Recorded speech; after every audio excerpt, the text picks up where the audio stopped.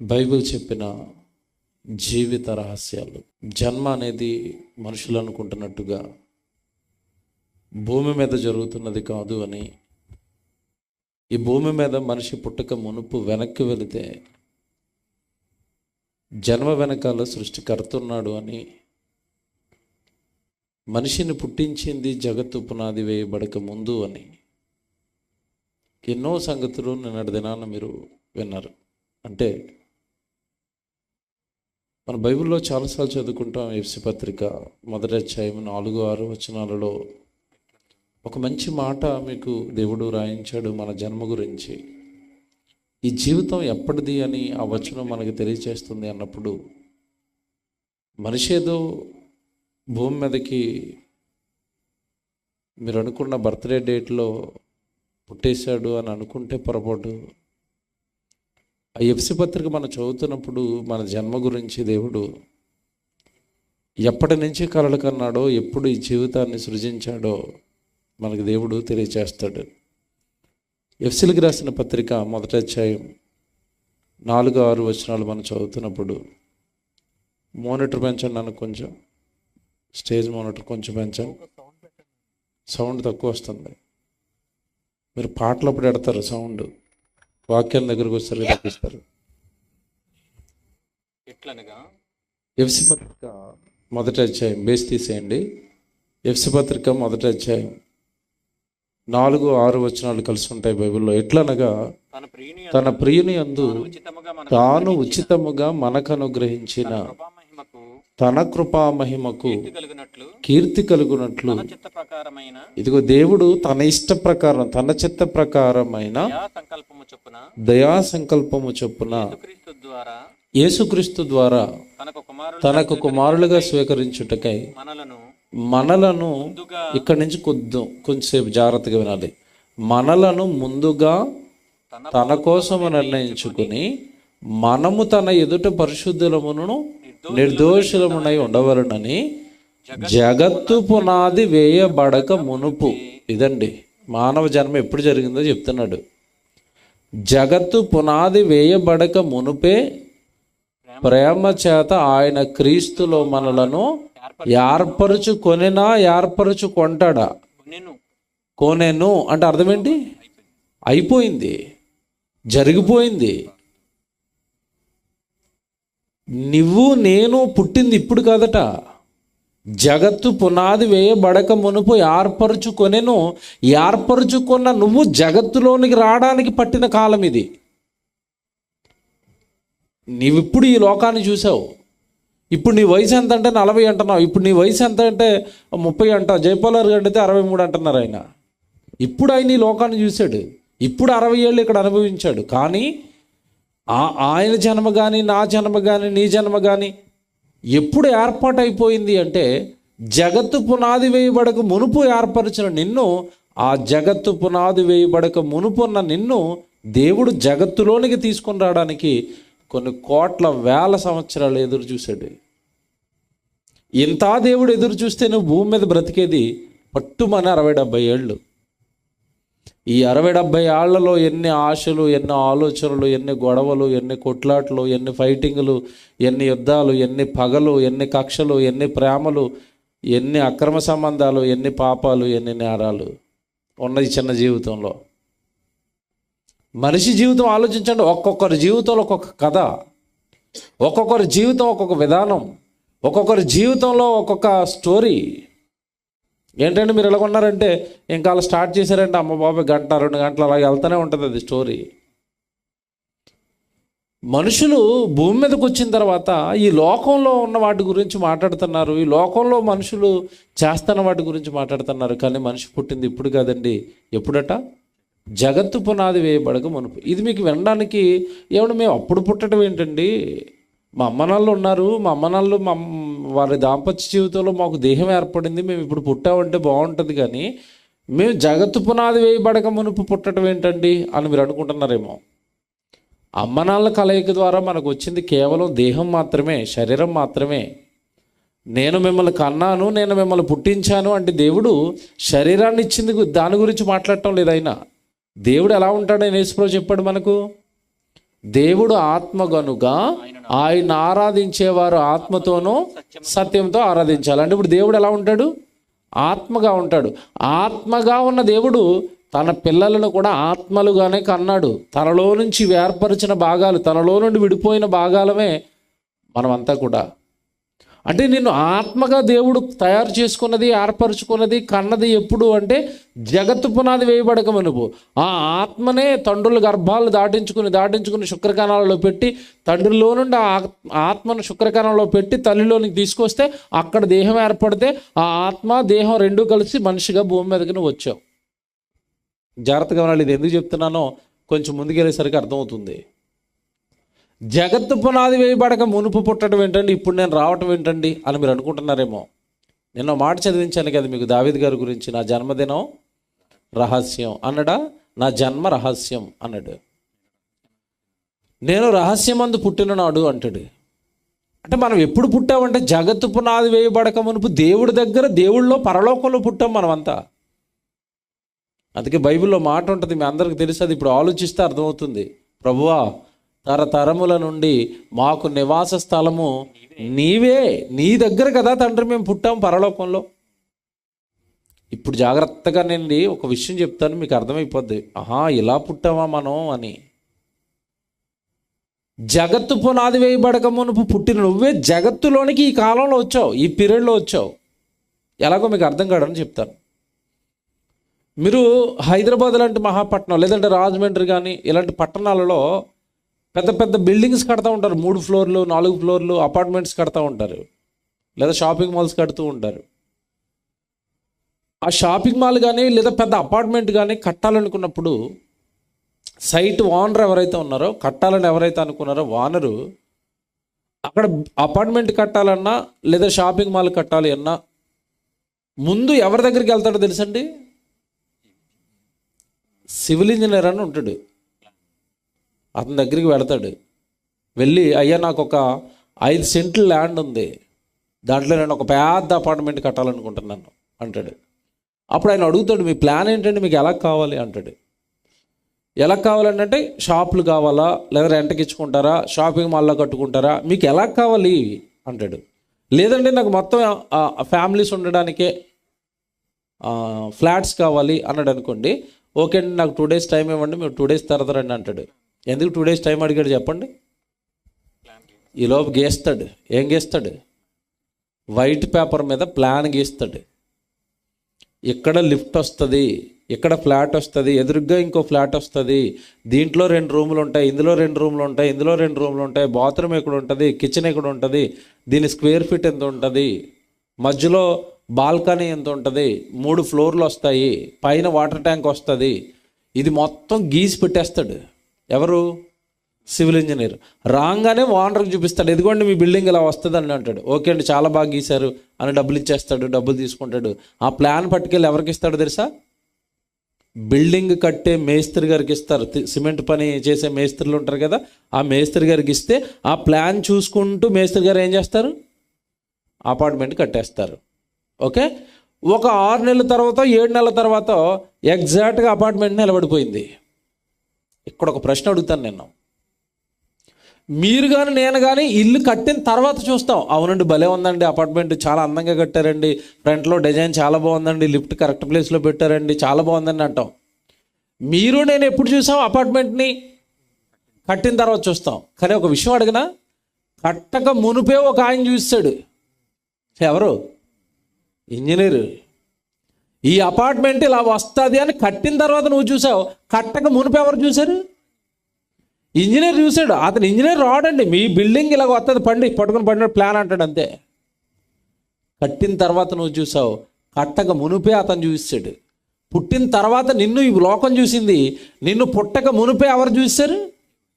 దేవుడు చూశాడు. నా కొడుకు ఇలా పుడతాడు, భూమి మీద ఈ రూపంతో పుడతాడు, ఎంతకాలం బ్రతుకుతాడు. ఈ జీవితం అంతా దేవుడు ఎప్పుడు డిజైన్ చేశాడు తెలుసండి?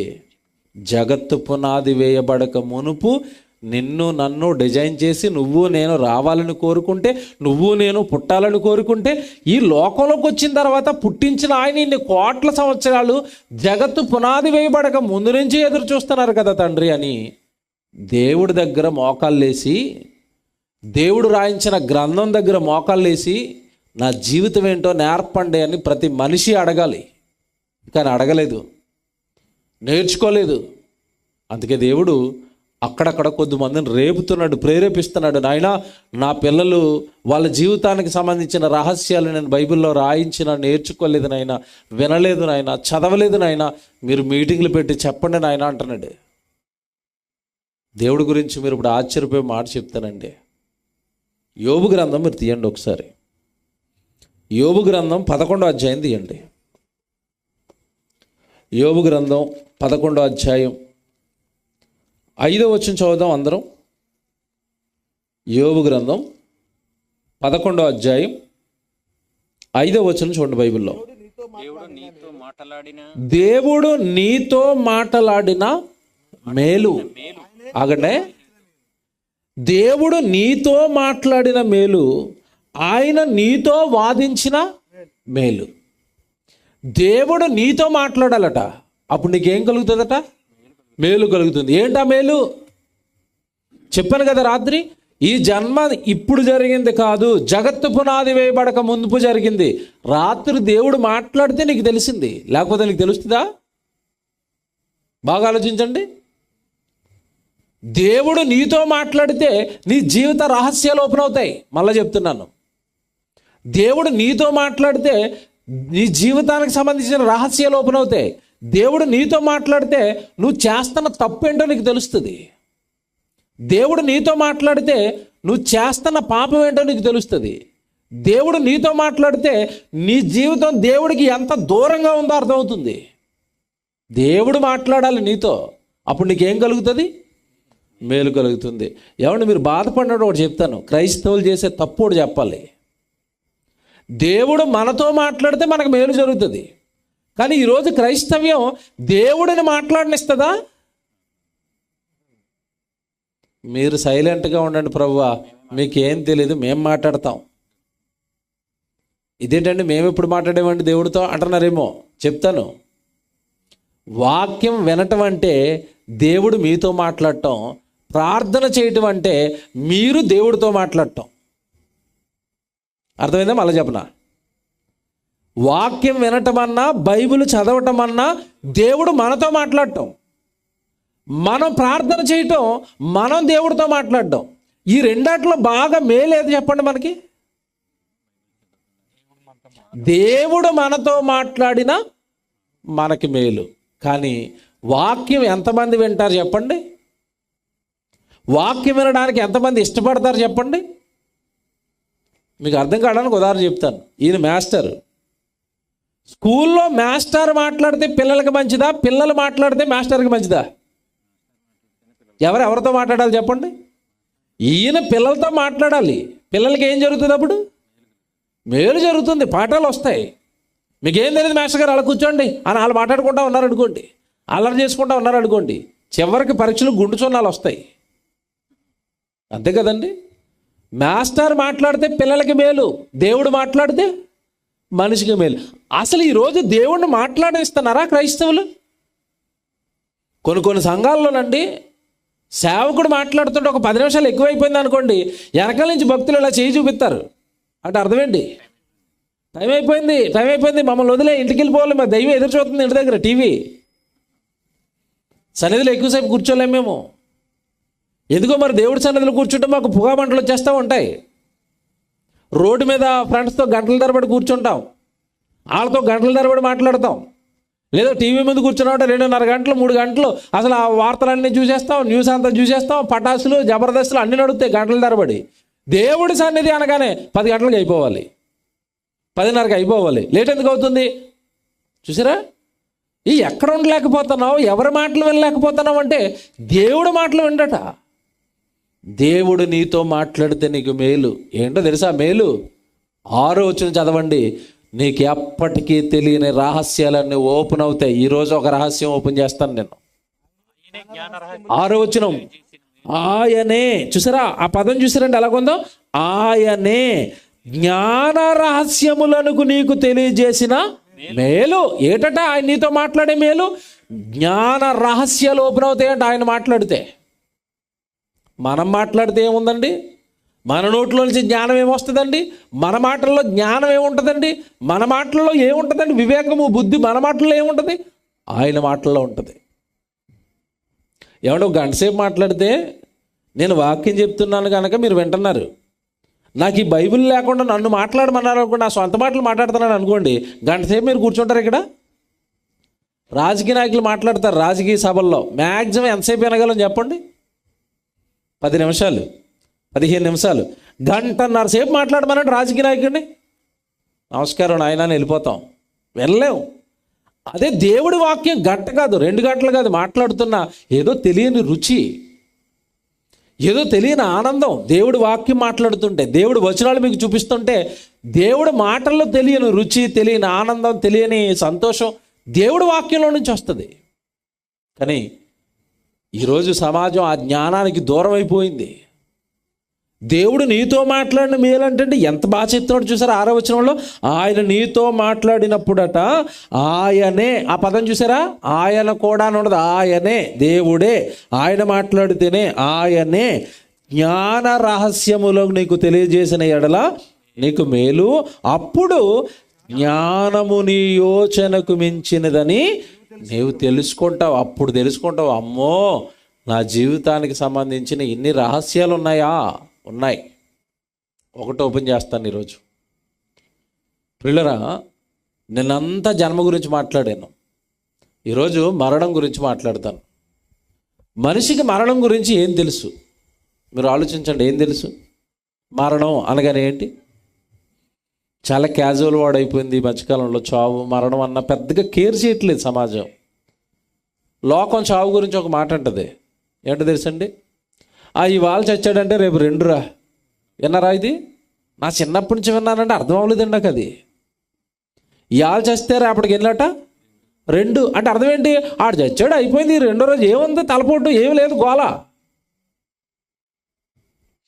అలాగే ఒక సినిమా కవి ఒక పాట రాశాడు చావు మీద. ఏ పాట అంటే, చస్తే ఏ గోళ లేదు. విన్నారా? నాకు పాట రాదు కానీ సరిగా మీకు ట్యూన్ అయిపోద్ది నేను ఈ పదం చెప్పగానే. ట్యూన్లు మాకు రావు, సినిమాలు చూడడం కదా. ఆడు రాసింది మాత్రం మైండ్లో ఫీడ్ అయింది, చస్తే ఏ గోళ లేదు. గోళ లేదా అంటే మరణం లోకానికి ఎలాగ అర్థమైందంటే, చచ్చిపోయాడంటే ఇంకేం లేదురా, ఇవాడు చచ్చాడు అయిపోయిందిరా, రేపటికి 2, ఏ గోళ లేదు, ఏమి లేదు, సమస్య ఏమి లేదు అనుకుంటున్నారు. కానీ విషయం తెలుసా? సమస్య, అసలు బాధ, అసలు కష్టం ప్రారంభమయ్యేది చావు తర్వాతే.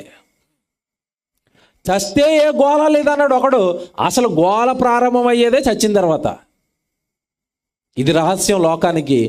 బైబిల్ పట్టుకున్న క్రైస్తవుడిగా నీకు మాత్రమే తెలిసిన రహస్యం ఇది. చచ్చిన తర్వాత పెద్ద గోళ ఉందరా బాబు, పెద్ద ప్రమాదం ఉందరా బాబు. ఆ ప్రమాదం నుండి తప్పించుకోవడానికి బ్రతికొండగా ట్రై చేయి, నీ సాయశక్తిలో ట్రై చేయి అన్నాడు దేవుడు బైబిల్లో. కీర్తనల గ్రంథం 89వ కీర్తన 48వ వచనం, జాగ్రత్తగా రాసుకోండి ఇది. కీర్తనల గ్రంథం 89వ కీర్తన 48వ వచనం. మరణము చూడక బ్రతుకు నరుడెవడు. ఏమండి ఇది మీకు చాలాసార్లు తెలుసు. చావు రాకుండా ఎవరికి ఉంటుందండి? శాస్త్రవేత్తకైనా చావు వస్తుంది, డబ్బు ఉన్నవాడికి చావు వస్తుంది, డబ్బులు లేనివాడికి చావు వస్తుంది, ముఖ్యమంత్రి గారికి చావు వస్తుంది, ఎమ్మెల్యేకి చావు వస్తుంది. మరణము చూడక బ్రతుకు నరుడెవడు. ఏ నరరూపమెత్తిన ఎవరికైనా ఏమొస్తుంది? మరణం వస్తుంది, చావు వస్తుంది. ఓకే, ఇక ఇది అందరికీ తెలుసు. అందుకే ఇవాళ చేస్తే రేపు 2 అన్నాడు. ఎలాగో చావు వస్తుందిరా, ఆడు చచ్చిపోయాడురా, రేపు నేను చచ్చిపోతాను రా అంటున్నాడు. కానీ అక్కడ తర్వాత సెంటెన్స్ చదవాలి అక్కడ బైబిల్లో, పాతాళము యొక్క వశము కాకుండా తన్ను తాను తప్పించుకొనగలిగిన వాడు ఎవడు. ఇదండి, చస్తే ఏ గోళ లేదు కాదు, చచ్చిన తర్వాత ఒక లోకం ఉంది. ఏ లోకం? పాతాళ లోకం.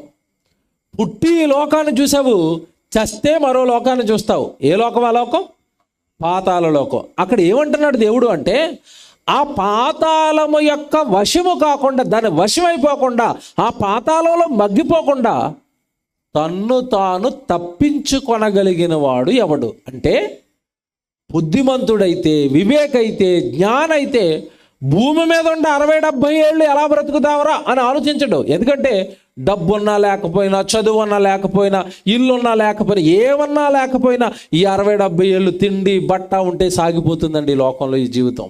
కానీ తెలివైన వాడైతే మరణం తర్వాత ఏం చూశారు? పాతాళం. దాన్ని తప్పించుకోవడానికి ట్రై చేస్తాడట. ఆ పాతాళంలో నేను ఉండిపోకూడదు, ఆ పాతాళంలో నేను ఇరుక్కుపోకూడదు, ఆ పాతాళం యొక్క వశమైపోకూడదని జీవానికి పోయే మార్గం, ఆ పాతాళాన్ని తప్పించుకుని పరలోకానికి వెళ్ళిపోయే మార్గాన్ని వెతుక్కునేవాడు బుద్ధిమంతుడు. పిల్లరా, చచ్చిన తర్వాత ఒక లోకం ఉంది. ఆ లోకం పాతాళ లోకం. ఏముంటుంది ఆ లోకంలో? ఏముంటుంది ఆ లోకంలో?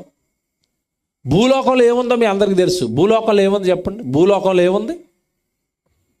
భూలోకంలో మనకి ఇల్లు ఉంది. ఉందా? మనందరికీ ఏమున్నాయి? ఇల్లులు ఉన్నాయి. మనకు ఒక అడ్రస్ ఉంది, మనకు తమ్ముడు ఉంటాడు, మనకు చెల్లి, మనకు అక్క, అంతే కదండి. మనకు ఒక కారు ఉంటుంది, ఏమన్నా మనకు ఒక పొలం ఉంటుంది, మనకు ఒక ఉద్యోగం ఉంటుంది, భూమి మీద మనకు ఒక పేరు ఉంటుంది, మనకు ఒక ఊరు ఉంటుంది. మనం తినడానికి రకరకాల ఆహార పదార్థాలు ఉన్నాయి, త్రాగడానికి ఎన్నో రకాల ద్రవ పదార్థాలు ఉన్నాయి, వేసుకోవడానికి ఎన్నో రకాల రంగులు ఉన్నాయి, మెయిన్ రోడ్ ఎక్కితే ఎన్నో రకాల హోటల్స్ ఉన్నాయి. ఎక్కడున్నాయి ఇవన్నీ? భూమి మీద ఉన్నాయి. ఒకే ఒక ప్రశ్న అడుగుతున్నాను నేను, పాతాళ లోకంలో ఏముంటాయి తెలుసా మీకు? ఏమైనా పాతాళంలో, నరకంలో ఏముంటాయి? యేసు చెప్పాడు, పాతాళం ఉందని చెప్పాడు. ఆ పాతాళంలో ఏముంటుందో చెప్పాడు. ఏముంటుందట? నరకమున వారి పురుగు చావదు, నెక్స్ట్ అగ్ని ఆరదు. అంటే పాతాళంలో ఏముంటుంది ఇప్పుడు? అగ్ని. ఆ అగ్గిలో నువ్వు పడిపోతావు కాబట్టి మరణం తర్వాత పుట్టించిన దేవుడిని ఎరగకపోతే, ఆయన బ్రతకమన్నట్టుగా బ్రతకకపోతే, నీ బ్రతుకును ఆయనకి ఇవ్వకపోతే, నువ్వు మరణం తర్వాత పడే లోకమే పాతాళ లోకం. ఆ లోకంలో ఉండేదే భయంకరమైన అగ్ని. ఓ మాట అడుగుతాను, అక్కడ మీరు చాలాసార్లు చదివారన్నా వచ్చిన చదివించట్లేదు. మార్కు 9:48 అది. నరకమున వారు పురుగు చావదు, అగ్ని ఆరదు. ఎవడు ఇక్కడ మాట అడుగుతాను, నా వైపు చూడాలి అందరూ. భూమి మీద మన అగ్ని ఆరిపోతుందా ఆరదా? ఆరిపోద్దా ఆరదా? ఇల్లు తగులడిపోతుందండి, ఎక్కువ మంది నీళ్ళేస్తే ఆరిపోతుందా ఆరదా? ఆరిపోతుంది. ఏది తగలడిపోతున్నా ఆర్పగలమా ఆర్పలేమా? ఆర్పగలం. అంటే ఈ అగ్ని ఇప్పుడు భూమి మీద మనం అనుభవిస్తున్న అగ్ని ఆరిపోయే అగ్ని. కానీ పాతాళంలో ఉండే అగ్ని అట ఆరని అగ్ని. తేడా ఉందా రెండు అగ్నికి? ఉంది. మీకు అర్థం కావడానికి ఉదాహరణ చెప్తాను. సూర్యుడు అన్నాడు, అది ఆరిపోయే అగ్న ఆరని అగ్న? మీరు చెప్పాలి. ఇప్పుడు సూర్యుడు అనగానే ఆరని అగ్ని. ఎవడన్నా ఆర్పేమనండి, వెళ్ళి నీళ్ళేమన్నాడు సూర్యుడి మీద పట్టుకెళ్ళి? అవదు. అది ఆరని అగ్ని. భూమి మీద మనం వంట చేసుకునే అగ్ని ఆరిపోయే అగ్ని. ఇల్లు తగులడిపోతున్నప్పుడు పుట్టే అగ్ని ఆరిపోయే అగ్ని. ప్లే చేస్తా, వీడియో పంపించడా? ఆరిపోయే అగ్నిలో ఒక ఆయన కాలిపోయాడండి. ఇప్పుడే మొన్న లేటెస్ట్గా ఒక లారీలో ముందర వెళ్తున్న లారీ ఆగిపోయింది. ఇప్పుడు చలికాలం కదండి, హీటర్ వేసుకున్నాడు పాపం లారీలో. ముందున్న ఎవడు ఆగిపోయిన లారీని చూడకుండా గుద్దేశాడు. బాగా ఆగుబా వేద్దుగానే. ముందున్న లారీ ఆగిపోయింది, చూడకుండా వెనకాల గుద్దేశాడండి. గుద్దగానే వెంటనే లారీలో మంటలు చెలరేగాయి. ఆయన ఎలా కొట్టుకుని అరుచుకుని చచ్చిపోతున్నాడో మీరు చూడాలి. లేటెస్ట్గా మనకి ఇక్కడే విజయవాడ హైవేలో ఎక్కడ జరిగింది, తెలుగులో ఉండాలి. ఏమంటే ఇప్పుడు ఆయన కళ్ళ ముందండి కాలిపోయాడండి, లారీలో చచ్చిపోయాడు. ఇప్పుడు ఈయన ఆరని అగ్నిలో పడ్డాడా, ఆరిపోయే అగ్నిలో పడ్డాడా? ఆరిపోయే అగ్నిలోనే పడ్డాడు. ఎవరైనా ట్రై చేసి ఉంటే బలంగా ఒక 4-5 ఏమైనా దగ్గరలో ఉండి నీళ్ళు వేస్తే కాపాడబడేవాడు. నీళ్ళు వేసేవారు లేరు కనుక అతను ఏమైపోయాడు? చచ్చిపోయాడండి. ఏమన్నా వీడియో చూసినప్పుడు అండి నాకు చాలా భయం వేసిందండి. ఆరిపోయే అగ్నే మనిషిని ఎంత బాధ పెడుతుంటే, ఇన్ని కేకలేస్తుంటే, ఇన్ని ఆర్తనాదాలు పెడుతుంటే, ఆరని అగ్నిలో మనిషి పడితే ఎంత వేదన పడతాడు, ఎన్ని కేకలేస్తాడు. ఆ పాతాళ లోకం అనేది ఎంత భయంకరంగా ఉంటుంది మీరు ఆలోచించాలి. ఎంత భయంకరంగా ఉంటుంది పాతాళ లోకం. ఎవడా వీడియో చూసినప్పుడు అండి నైట్ నాకు 12 గంటలకో ఎవరో పంపించారు, 1 గంటకో. మీరు నంబరు, తెల్లవారుజాము 4 గంటల వరకు 3-4 సార్లు చూశాను ఆ వీడియో. ఎందుకు చూస్తున్నాను అంటే ఆయన వేస్తున్న కేకలండి. మీరు ఇప్పుడు వీడియో చూశారు కదా, వీడియో ఎంతసేపు ఉంది చెప్పండి, అది ఎంతసేపు ఉంది? 1 మినిట్ అండి, 1.5 మినిట్, 1 మినిటే ఉంది అది. ఏమంటే ఒక్క నిమిషం అలా చూస్తే మీ గుండె తరిగిపోతుంది కదా. ఒక్క నిమిషం అతను అగ్నిలో పడిపోయి ఒక్క నిమిషంలో చచ్చిపోయాడు కదా. ఒక్క నిమిషం ఆ బాధను చూస్తే మన ఎంత కడుపు తరిగిపోతుంటే, పాపం చేసి ప్రభువుని నమ్మకుండా, పాపాలు కడుక్కోకుండా, బాప్తిస్మం తీసుకోకుండా, నువ్వు పరిశుద్ధంగా దేవుడి కొరకు బ్రతకకుండా, ఒకవేళ పొరపాటున నువ్వు గనక వెళ్ళి నరకంలో పడ్డావనుకో, ఇప్పుడు అయిపోయినట్టుగా ఒక నిమిషంలో పాతాళం అయిపోద్దా? యుగాలు కాలిపోవాలా? బాగా ఆలోచించు. బుర్ర వేడెక్కిపోయి పాడైపోద్ది బుర్ర. ఒక్క నిమిషానికే పరిస్థితి ఇలా ఉంటే, చచ్చి నరకానికి వెళితే యుగాలు కాలిపోవాలండి. అక్కడ అంతు లేని కాలం అలా కేకలేస్తూనే ఉండాలి. పాతాళంలో ఏముంటుందని చెప్పాడు దేవుడు? అక్కడ ఏడ్పును పండ్లు కొరకటయ్యో. ఏడ్పు పండ్లు కొరకటం. ఎందుకంటే ఇది ఆరిపోయి అగ్నిలో పడిపోయిన ఆయన అలా గరిస్తే, ఆరని అగ్నిలో పడిన నువ్వు నేను ఎంతగా ఏడుస్తావు ఒక్కసారి ఆలోచించు. మనిషి పిచ్చి పిచ్చి నమ్మకాలతో ఉన్నాడండి. చచ్చిపోయిన తర్వాత దెయ్యాలు అయిపోతారు, చచ్చిపోయిన తర్వాత నేను మళ్ళీ భూమి మీదకి వస్తాను, మా ఇంటి చుట్టూ తిరుగుతారు. ఏమీ కుదరవండి. చచ్చిపోయిన తర్వాత చచ్చిన మరుక్షణం పాతాళానికి వెళ్ళాలి. నిత్యాగ్ని దండనలో యుగాలు చూపించారు కదా కేకలు. అవి జస్ట్ ఆఫ్టర్ ఆల్ ఆరిపోయి అగ్ని కాలుస్తుంటే వచ్చిన కేకలు అవి. ఆరని అగ్ని కాలిస్తే కేకలు ఎలా ఉంటాయి? ఆ బాధ ఎలా ఉంటుంది? ఆ వేదన ఎలా ఉంటుంది? మనిషి పాడైపోయాడండి దైవజ్ఞానం లేక. మనిషి పాడైపోయాడండి. చచ్చిన తర్వాత ఒక లోకం మనిషి కోసం ఎదురు చూస్తుందని చెప్పేవాడు లేక, అర్థమయ్యేటట్టుగా బుర్రలోకి జ్ఞానం ఎక్కించేవాడు లేక, మనిషి రోజు భూమి మీద నా జీవితం నా ఇస్తున్నాను, వ్యభిచారాలు చేస్తాను, నేరాలు చేస్తాను, పాపాలు చేస్తాను అనుకుంటూ దేవుడిని విడిచిపెట్టి దేవుడిచ్చిన ఈ అందమైన జీవితాన్ని అదిగో ఆ భయంకరమైన అగ్నిలోనికి తయారు చేసుకుంటున్నాడు. ఇది గమనించి రాశాడు. కీర్తన 49 మీరు చదువుకున్నారు కదా. కీర్తన 89:48. నీకు ఎప్పటికైనా మరణం వస్తుంది. మరణము చూడక బ్రతుకు నరుడెవడు. నువ్వు చావా? నీకు చావు లేదా? చావు వచ్చిన మరుక్షణం నువ్వు అగ్నిలోకి వెళ్ళవా? మరణము చూడక బ్రతుకు నరుడెవడు. పాతాళము యొక్క వశము కాకుండా తన్ను తాను. ఇక్కడ బాగా వినాలి. అన్నిసార్లు ఎందుకన్నా తెలుసా? ఎక్కడైనా 2-3 తిరుగుతున్నారు, అందులోంచి లాగడానికి ట్రై చేశారు. పాతాళంలో నిన్ను లాగడానికి ట్రై చేసేవాడు ఎవడో ఉన్నాడు అక్కడ. ఎందుకంటే ఆడు ఏడుతూ ఉంటాడు ఆల్రెడీ అగ్గిలో కాలుతూ. పాతాళము యొక్క వశము కాకుండా తన్ను తాను నిన్ను నువ్వే తప్పించుకోవాలా. నిన్ను లాగడానికి ఎవడో రాడు పాతాళంలో నుంచి. నిన్నెవడో తప్పించడు. నీ బ్రతుకును మార్చుకుని, నీ జీవితాన్ని మార్చుకుని, నీ మాటలు మార్చుకుని, నువ్వు చేసిన భయంకరమైన పాపాలు మానేసి నిన్ను నువ్వు తన్ను తాను తప్పించుకోవాలి.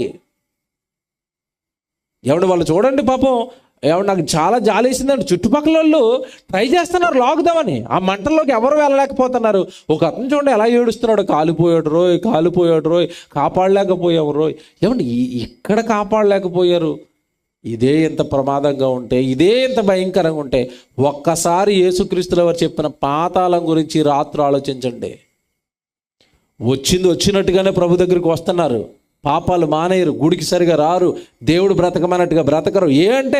లోకం బ్రతకడం లేదా? మేము బ్రతుకుతున్నాం కదా. వాళ్ళు ప్రభు దగ్గరకు వచ్చి, ప్రభు రానివాడు ఎలా బ్రతుకుతున్నాడు, ప్రభు దగ్గరకు వచ్చినాడు కూడా అలాగే బ్రతుకుతున్నాడు, పాపాలు చేస్తూ, దేవుడి కోసం బ్రతకక, ఆయన గురించి చెప్పక, చక్కగా బైబిల్ ప్రకారం పరిశుద్ధంగా బ్రతకక. లోకానికి ఉన్న మొండి ధైర్యం ఏంటో తెలుసా? చెప్పాను కదా, ఈరోజు చస్తే రేపు రెండా అక్కడ అడిగి అయిపోతుంది. 2 కాదు 4 అవుతుంది అడిగి. కేకలు గోల. రక్షించేవాడు లేడు, నీటి చుక్క ఇచ్చేవాడు లేడు. పక్కకు చూద్దామంటే ఆడు ప్రేత, ఇటు పక్కకు చూద్దామంటే ఈడు ప్రేత. ఇందా చెప్పాను కదా, ఎవరి ఇంట్లో బోరు కొట్టింది అనుకోండి, ఆ పక్కింటికి వెళ్తే పొరుగింటమ్మా ఇరిగింటమ్మా. అబ్బాయి ఎంతమంది ఫ్రెండ్స్ అండి ఈరోజు మనకి చుట్టుపక్కల మన కాలనీలో. వీళ్ళు బోరు కొట్టేస్తే మళ్ళీ ఇంకొకరి ఇంటికి వెళ్ళిపోతారు. చెల్లిగారి ఇంటికి వెళ్ళిపోతారు, తల్లిగారి ఇంటికి వెళ్ళిపోతారు, కూతురింటికి వెళ్ళిపోతారు, అల్లుడి ఇంటికి వెళ్ళిపోతారు. అమ్మ ఎంతమంది చుట్టాలు ఇక్కడ. పాతాళంలో చుట్టాలు అందరూ ప్రేతలే. ఎవరి దగ్గరికి వెళ్ళి పలకరిద్దామని ఆడికి బాధ ఉంది, ఆడు ఎడుతూ ఉంటాడు. నిన్ను పలకరించేవాడు ఉండడు, నిన్ను ఆదరించేవాడు ఉండడు. పాతాళం భయంకరం. అందుకే దేవుడు ప్రేమతో రాస్తున్నాడు, దాన్ని నువ్వేం చేయాలట? తప్పించుకో. పాతాళము యొక్క వశము కాకుండా తన్ను తాను తప్పించుకొనగలిగిన వాడెవడు? తప్పించుకో. వద్దు నా కొడుకా, నా కూతురా, ఆ భయంకరమైన పాతాళంలో పడొద్దమ్మా అంటున్నాడు దేవుడు. దేవుడు ఎంత మంచోడు చెప్తానండి. చాలామంది రోగం చెప్తారు కానీ మందు చెప్పరు. తెలుసు కదా మీకు? రోగం చెప్తారు చాలామంది, ఆ రోగం ఎందుకు వస్తుందో మందు చెప్పరు. ఇప్పుడు డాక్టర్లు ఎలా ఉన్నారంటేనండి, రోగానికి మందులు రాయడం తప్ప ఆ రోగం రాకుండా ఉండాలంటే మనం ఏం తింటాం మానేయాలో చెప్పరు మనకి. ఒక రకంగా చెప్పాలంటే, ఈ మాట అనొచ్చు అనకూడదు, దొంగలండి. వేడి నీళ్ళు తాగటం నాకు అలవాటండి. వేడి నీళ్ళు తాగుతానండి, డైలీ తాగుతాను వేడి నీళ్ళు తాగటం వల్ల రకరకాల ఉపయోగాలు. వెయిట్ లాస్ అవుతాం, గ్యాస్ ట్రబుల్ ఉండదు. ఒక డాక్టర్ దగ్గరికి వెళ్ళాను, ఫుల్ బాడీ చెకప్ చేయించాడు నాకు తమ్ముడు. అన్నయ్య మీరు బాగా తిరుగుతున్నారు కదా, బాడీ ఎలా ఉంటుందో ఏంటో చెకప్ చేయించుకోండి అన్నారు. ఫుల్ బాడీ చెకప్కి వెళ్ళారండి. చెకప్ చేసే డాక్టరు మొత్తం మీద యోచించన్నీ పడ్డాయి, బయటికి రోగాలు ఉంటాయి అందరికీ. పడిన తర్వాత మీ డైలీ హ్యాబిట్స్ ఏంటన్నాడు. చెప్తున్నాను, ఇలాగా వేడి నీళ్ళు తాగుతానండి అని చెప్పాను. డాక్టర్ అంటున్నాడు, లేదు మీరు వేడి నీళ్ళు తాగటం మానేయండి అన్నాడు. నేను షాక్ అయిపోయి 2 నిమిషాల కింద నుంచి పైకి చూశాను. ఎందుకంటే ఇది నేను బై ఎక్స్పీరియన్స్ చెప్తున్నాను. వేడి నీళ్ళు త్రాగి ఒక ఆవిడ సుమారు 90 ఏళ్ళు బ్రతకటం నేను చూశాను. మీరు ఇప్పుడంటే గ్యాస్ స్టవ్లు వచ్చినాయండి. చిన్నప్పుడు పొయ్యిలు ఎలా ఉండేవంటే, పొయ్యిలు మీకు తెలుసో లేదో, పెద్దోళ్ళకి తెలిసి పొయ్యి పెట్టేటప్పుడు అంటే రాళ్లతో పొయ్యిలు పెట్టేవారు ఒకప్పుడు. రాళ్ళు ఎన్ని ఉంటాయంటే, అక్కడ సెంటర్లో ఒక రాయి, ఇక్కడ 2 రాయిలు ఉంటాయి. తెలుసు కదండి, దాన్ని పొయ్యి అంటారు. ఇలాగ ఉంటుంది. అక్కడ రాయి ఎడతారు, ఇక్కడ 2 రాయిలు ఎడతారు, ఇక్కడ నుంచి పొలాలు ఎడతా ఉంటారు. పెద్దవాళ్ళు ఏం చేసేవారు ఒకప్పుడు అంటే, ఆ మధ్యలో రాయి అక్కడ పెట్టేవారు, ఇక్కడ 2 రాయిలు పెట్టాల్సిన చోట ఇక్కడ ఒక రాయి ఎట్టండి, ఇక్కడ ఒక పెద్ద గుండు కట్టేసేవారు. దాని నిండా నీళ్లు ఉండేవి. ఇక్కడ ఇక్కడ పొలాలు ఆడుతూ ఉండేవారు, వంటలు అవుతూ ఉంటే ఈ వేడి తగిలి ఈ గుండుగులో నీళ్ళన్నీ కాగుతూ ఉండేవి. ఆ వేడి నీళ్ళు మాత్రమే తాగేవారు ఒకప్పుడు పెద్దవాళ్ళు. అలా వేడి నీళ్ళు తాగి చాలా సంవత్సరాలు బ్రతికినామని ఒక ఆవిడని చూశాను నేను. ఆవిడకి ఎక్కువగా రోగాలు వచ్చేవి కాదు. నేను చిన్నతనంలో చూడటం ఎక్స్పీరియన్స్ వల్ల నాకేదో ఆవిడ అంత తాగలేకపోయినా సాధ్యమైనంత మటుకు తాగుతాను దొరికినప్పుడల్లా. డాక్టర్ అంటున్నాడు, వేడి నీళ్ళు తాగడం మానేసేయండి అన్నాడు. ఎందుకంటే పేగులు కాలిపోతాయి అంటున్నాడు. ఇవి ఎంబీబీఎస్ చేశాడా లేకపోతే ఏమన్నా కొంచెం రికమెండేషన్ అనుకున్నాను నేను. పేగులు కాలిపోతాయి ఆ వేడి నీళ్ళు తాగితే. మీరు ఇలాంటివన్నీ చెప్పి రోగులను తయారు చేసి మీరు ఇల్లులు కట్టుకుంటున్నారా అనిపించింది లోపల. అంతే కదండి. నేను వేడి నీళ్ళు తాగాను అనుకోండి, నాకు రోగాలు తగ్గిపోతే ఆయన హాస్పిటల్ కొంచెం ఖాళీగా ఉంటుంది. మరి పేషెంట్లు ఉండాలి కదా. అందుకే రోగం చెప్తారు కానీ రోగం తగ్గాలంటే ఏం తినాలి, ఏం మానేయాలి ఏమి చెప్పరండి. ఏం చెప్పరు. షుగర్ పేషెంట్కి షుగర్ వచ్చింది, టాబ్లెట్ వాడే అంటారు అంతే. షుగర్ ఎందుకు వస్తుంది? గ్లూకోజ్కి సంబంధించిన ఆహారం ఎక్కువగా తినేయటం వల్ల. ఆ ఆహార పదార్థాలు లిస్ట్ చెప్పి మీరు మానేయండి అని మాత్రం చెప్పరు. దేవుడు అలాంటోడు కదండి, స్వార్థపరుడు కదండి. నాయనా, జీవితం నేను ఇచ్చాను, ఆ బ్రతుకు నేను ఇచ్చాను. 60-70 ఏళ్ళ జీవితం బ్రతుకుతున్నావు కదా. ఆ జీవితం అయిపోయిన వెంటనే నేను వెళ్ళమన్నాను కనుక ఆ లోకాన్ని చూసి, ఆ భూలోకాన్ని, ఆ భూలోకంలో నేను బ్రతకమన్నట్టుగా నీతిగా న్యాయంగా పాపం చేయకుండా గనక బ్రతకలేదా, నువ్వు చచ్చిన మరుక్షణం మరో లోకాన్ని చూస్తావు అన్నాడు. ఏ లోకం? పాతాళ లోకం. ఆ లోకంలో ఏముంటాయి ప్రభు అంటే, ఆరని అగ్ని ఉంటుంది నాయన, దాని నుండి నువ్వు తప్పించుకోవాలి అన్నాడు. ఇప్పుడు తప్పించుకోమని చెప్పి దేవుడు ఎలా తప్పించుకోవాలో ఆయన చెప్తాడు. ఇది హ్యాట్సప్ అండి దేవుడికి. నేను చెప్తున్నాను కదా, బైబిల్ బాగా చదివితే లోకానికి తెలియని ఎన్నో జీవిత రహస్యాలు బయటకు వస్తాయి. పాతాళం యొక్క వశము కాకుండా నిన్ను నువ్వేం చేయాలి? తప్పించుకోవాలి.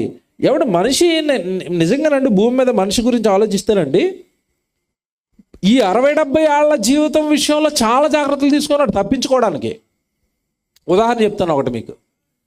చిన్నప్పుడు పిల్లలకి టీకాలు వేస్తారు, మీకు తెలుసో లేదో. టీకాలు తెలుసా? పోలియో టీకా వేస్తారు, హైపర్ ఏ టీకా అని ఒక టీకా ఉంటుంది, ఆ టీకా వేస్తారు. చాలా రకాల టీకాలు ఉన్నాయి పోలియోకి. తర్వాత రకరకాల రోగాలకి, ధనుర్వాతం అని ఒక రోగం వస్తుంది, అది రాకుండా ఒక టీకా వేస్తారు.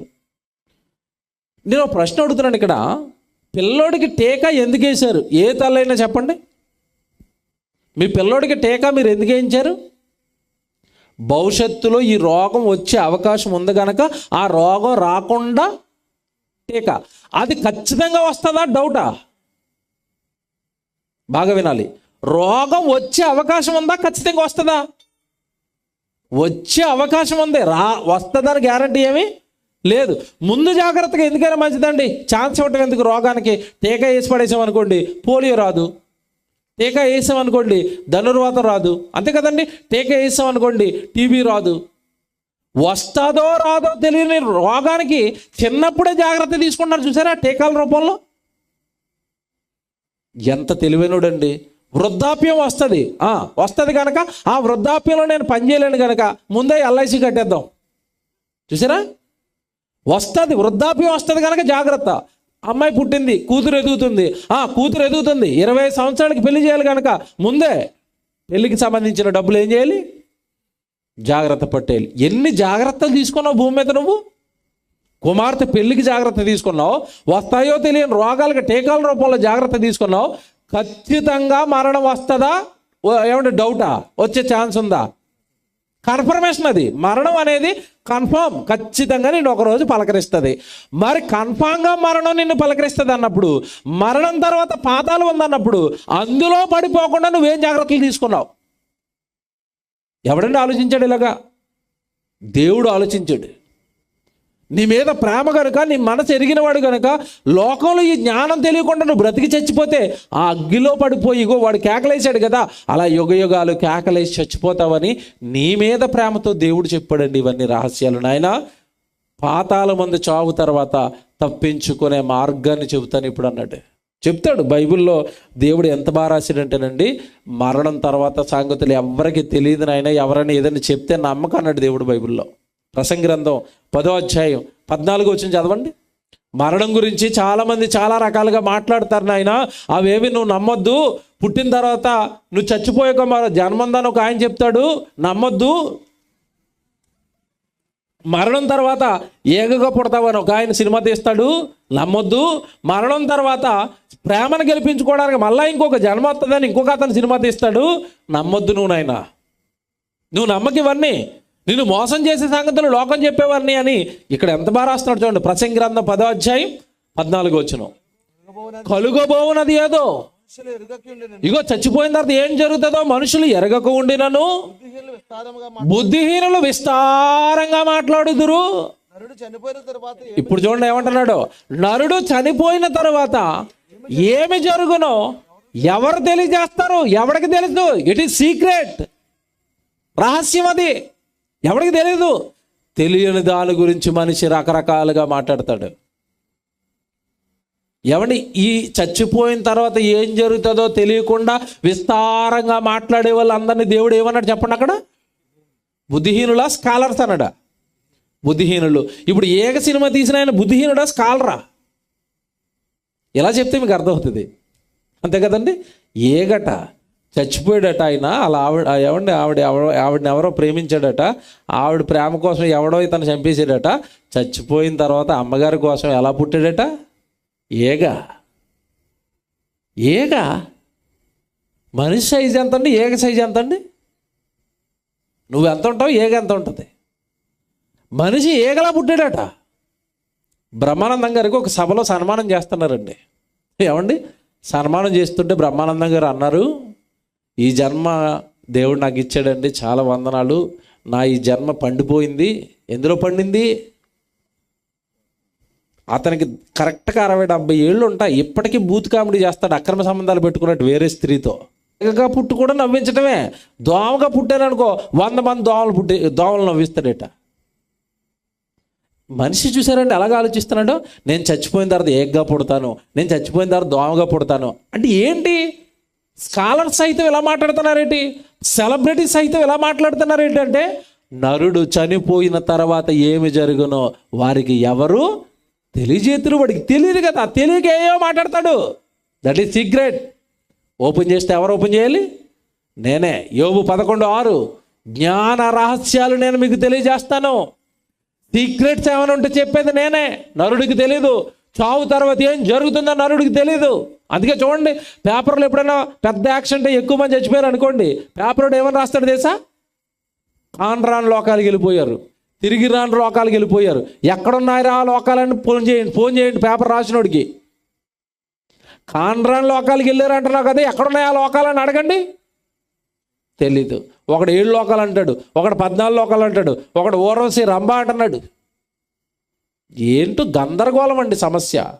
చావు అనేది అందరికీ సమస్యగా మారిపోయింది. చావు తర్వాత ఏం జరుగుతుంది ఎవ్వడికి తెలియటం లేదు. రాశాడు దేవుడు అక్కడ, నరుడు చనిపోయిన తర్వాత ఏమి జరిగిన వారికి ఎవరు తెలియజేద్దరు. నేను చెప్పకపోతే అంత గందరగోళం కదా లోకానికి. నేను చేసింది నేను మనిషిని, చచ్చిన తర్వాత ఏం జరుగుతుందో చెప్పాల్సింది నేను. మనుషులు విస్తారంగా మాట్లాడుకుంటారు, అవన్నీ బుద్ధిహీనమైన మాటలు అన్నాడు దేవుడు. ఇంకోటి చెప్తాను నేను, మీకు అర్థం కావాలి కదా. చచ్చిపోయిన తర్వాత మనిషి ఏమయ్యాడు అంటే, లోకానికి ఒక గుడ్ నమ్మకం ఉంది.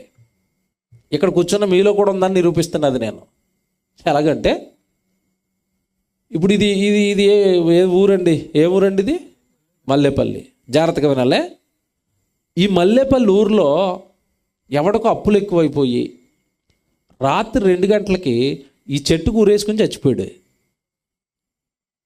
తెల్లారేసరికి శవం చెట్టుని అలడబడుతుంది. ఇలాగా ఊరోళ్ళు అందరూ చూశారు. గోల గోల అయిపోద్ది ఊరంతా. పోలీసు వాళ్ళు వచ్చేస్తారు, బాడీని దింపుతారు, పోస్ట్ మార్టానికి వెళ్ళిపోద్ది. జాగ్రత్తగా వినండి. ఈ రాత్రి ఊరేసుకున్నాడు అక్కడ. తెల్లవారి రాత్రి ఎవడని ఈ చీకటి టైంలో ఎలా సైకిల్ వేసుకుని వెళ్తాడా? మీరు చెప్పాలి. వెళ్తానని వాళ్ళు చేయొద్దండి, మీకు అర్థం అవ్వాలి కదా. వెళ్తారండి? వెళ్ళరు. ఎందుకు వెళ్ళరో చెప్పాలి నాకు. భయం. ఏంటి భయం? ఆడు కనుక ఈ చెట్టు మీద ఉన్నాడేమో అని భయం. అంతేనా? అదే కదండి అందరికి భయం. రాత్రి చచ్చిపోయాడు అంటే ఖచ్చితంగా తెల్లవారు ఎక్కడ తిరుగుతాడు. అమ్మ బాబు వెళ్ళకండి, 2 రోజులు 3 రోజులు ఆ చెట్టు ఒక చూడకండి. మీకు విషయం తెలుసండి, చాలామంది చెట్టు ఈ దారి వదిలేసండి, ఇంకా దారిలో ఏమైనా ఉంటే ఎత్తుకుంటారు 1 వారం రోజులు. ఈ చెట్టు పక్కన సిమెంట్ రోడ్ చూస్తే ఒట్టాళ్ళు. అటు వెళ్ళకండి రోయ్, ఆడు అక్కడ ఆత్మహత్య చేసుకుని చచ్చిపోయాడు. ఆ చెట్టు పైన ఏదో కొమ్మ మీద కూర్చొని ఉంటాడు, అటు వెళ్తే మన పీక నొక్కేస్తాడు. చచ్చిపోయినాడు బాధలు ఆడి బాధలు ఆడివి, ఈ భూమి మీద ఉన్న వాళ్ళ బాధలు వీళ్ళు బాధలు వీళ్ళవి. ఆడేమో చచ్చిన మరుక్షణం వెళ్ళిపోతాడు. ఎక్కడికి? ఒక్క క్షణంలోనే వాళ్ళు ఎక్కడికి వెళ్ళిపోతారు? పాతాళానికి దిగిపోతారు. ఆ పేక్ ఎప్పుడైతే ఊరు అలా బిగిసిపోయిందో, ఎప్పుడైతే ప్రాణం పోయి ఆత్మ బయటకు వచ్చిందో, ఏమని వెళ్ళిపోయాడు స్పీడ్గాడు. ఎక్కడికి? పాతాళానికి. నువ్వేమో చెట్టు మీద ఉన్నాడు అంటున్నావు. చెట్టు మీద ఎక్కడున్నాడు? ఆడి బాడీ ఏమో శ్మశానానికి వెళ్ళిపోయింది, ఆత్మ ఏమో పాతాళానికి వెళ్ళిపోయింది. నువ్వేమో చెట్టు మీద చూస్తున్నావు. బైబిల్ చూస్తారు ఇప్పుడు. ఈ భయం ఏంటి ఇంతకీ? చాలామందికి భయం ఏంటి? అటు వెళ్తే ఆడికి తీరని కోరికలు ఏమన్నా మన మీద తీర్చుకుంటాడట, మనల్ని పట్టేస్తాడట, ఆడికి ఏమైనా తినాలనిపిస్తే మన మీదకి వచ్చేసి అవన్నీ తింటాడట. ఏంటి కోరికలు తీర్చుకోవడానికి చెట్టు మీద కూర్చుంటాడా? ప్రేమ కోసం ఏగ్గా పుడతాడా? పగ. ఏమండి మీరు కామన్ సెన్స్తో ఆలోచించండి. చచ్చిపోయిన ప్రతి ఒక్కడికి భూమి మీదకి వచ్చే అవకాశం ఉందనుకోండి. ఇప్పుడు నన్ను ఎవడన్నా పొట్టలో పొడి చంపేసాడు అనుకోండి, నేను చచ్చిపోయాను.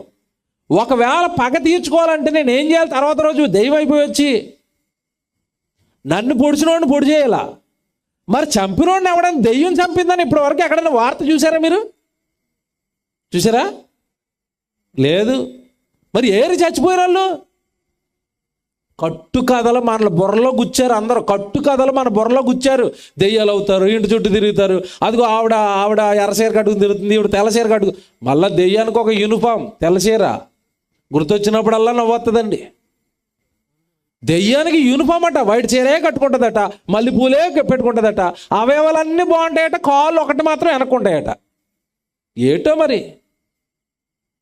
వీళ్ళందరికీ మూల పురుషుడు అండి విఠలాచార్య. తెలుగులో వీళ్ళందరినీ నాశనం చేసిన దరిద్రుడు వాడే విఠలాచార్య. జగన్మోహిని పాతోళ్ళకి తెలుసు, వీళ్ళకి తెలుసు. వీళ్ళు చిన్నప్పుడు వచ్చిన సినిమాలు అవి. జగన్మోహిని వంటలు వండుతూ ఉంటుంది, కాలు పొయ్యిలో పెట్టేసి తెల్లబట్టలు వేసుకుని. వీటి మూల పురుషుడు ఎవడంటే వాడే విఠలాచార్య. విఠలాచార్య మోపులు అనేవారు అప్పట్లో. ఈ దెయ్యాలు ఇలా ఉంటాయని సృష్టించింది ఆడేనండి తెలుగులో. ఇంకా అక్కడి నుంచి వచ్చాడు ఇక రామ్ గోపాల్ వర్మ. తర్వాత ఈ మధ్యకాలంలో ఫామ్లో ఉన్న ఈ ఇందాక ఏక సినిమా తీసిన అతను. ఇంకంతే జన్మలని దెయ్యాలని సినిమాలు తీసుకుంటూ పోతున్నారు.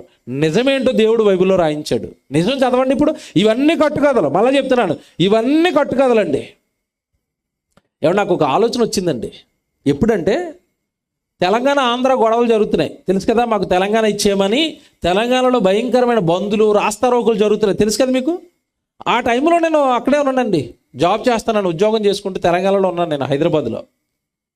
అప్పుడండి మీకు తెలియదు కదా, చాలామంది చచ్చిపోయారు పిల్లలు. తెలంగాణలో ఉన్న పిల్లలండి, యవనస్తులు రకరకాల ఆత్మాహుతులు దాడులు చేసుకున్నట్టు సుమారుగా 1000 మంది చచ్చిపోయారండి. ఇప్పటికీ ఒక స్తూపం పెట్టారు కేసీఆర్ గారు వాళ్ళ జ్ఞాపకార్థమై హైదరాబాద్లో, చాలా బాగుంటుంది అది. ఉద్యమంలో చచ్చిపోయిన అమరవీరులు అని చెప్పి వాళ్ళకి ఒక స్తూపం పెట్టారు. అమరవీరులు సుమారుగా ఎంతమంది చచ్చిపోయారు తెలుసండి? 1000 మంది అండి.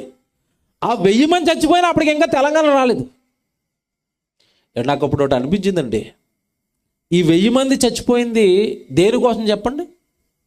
దేనికోసం చచ్చిపోయారు? మా తెలంగాణ మాకు కావాలి. ఓకే, తెలంగాణ ఇవ్వవలసింది ఎవరు?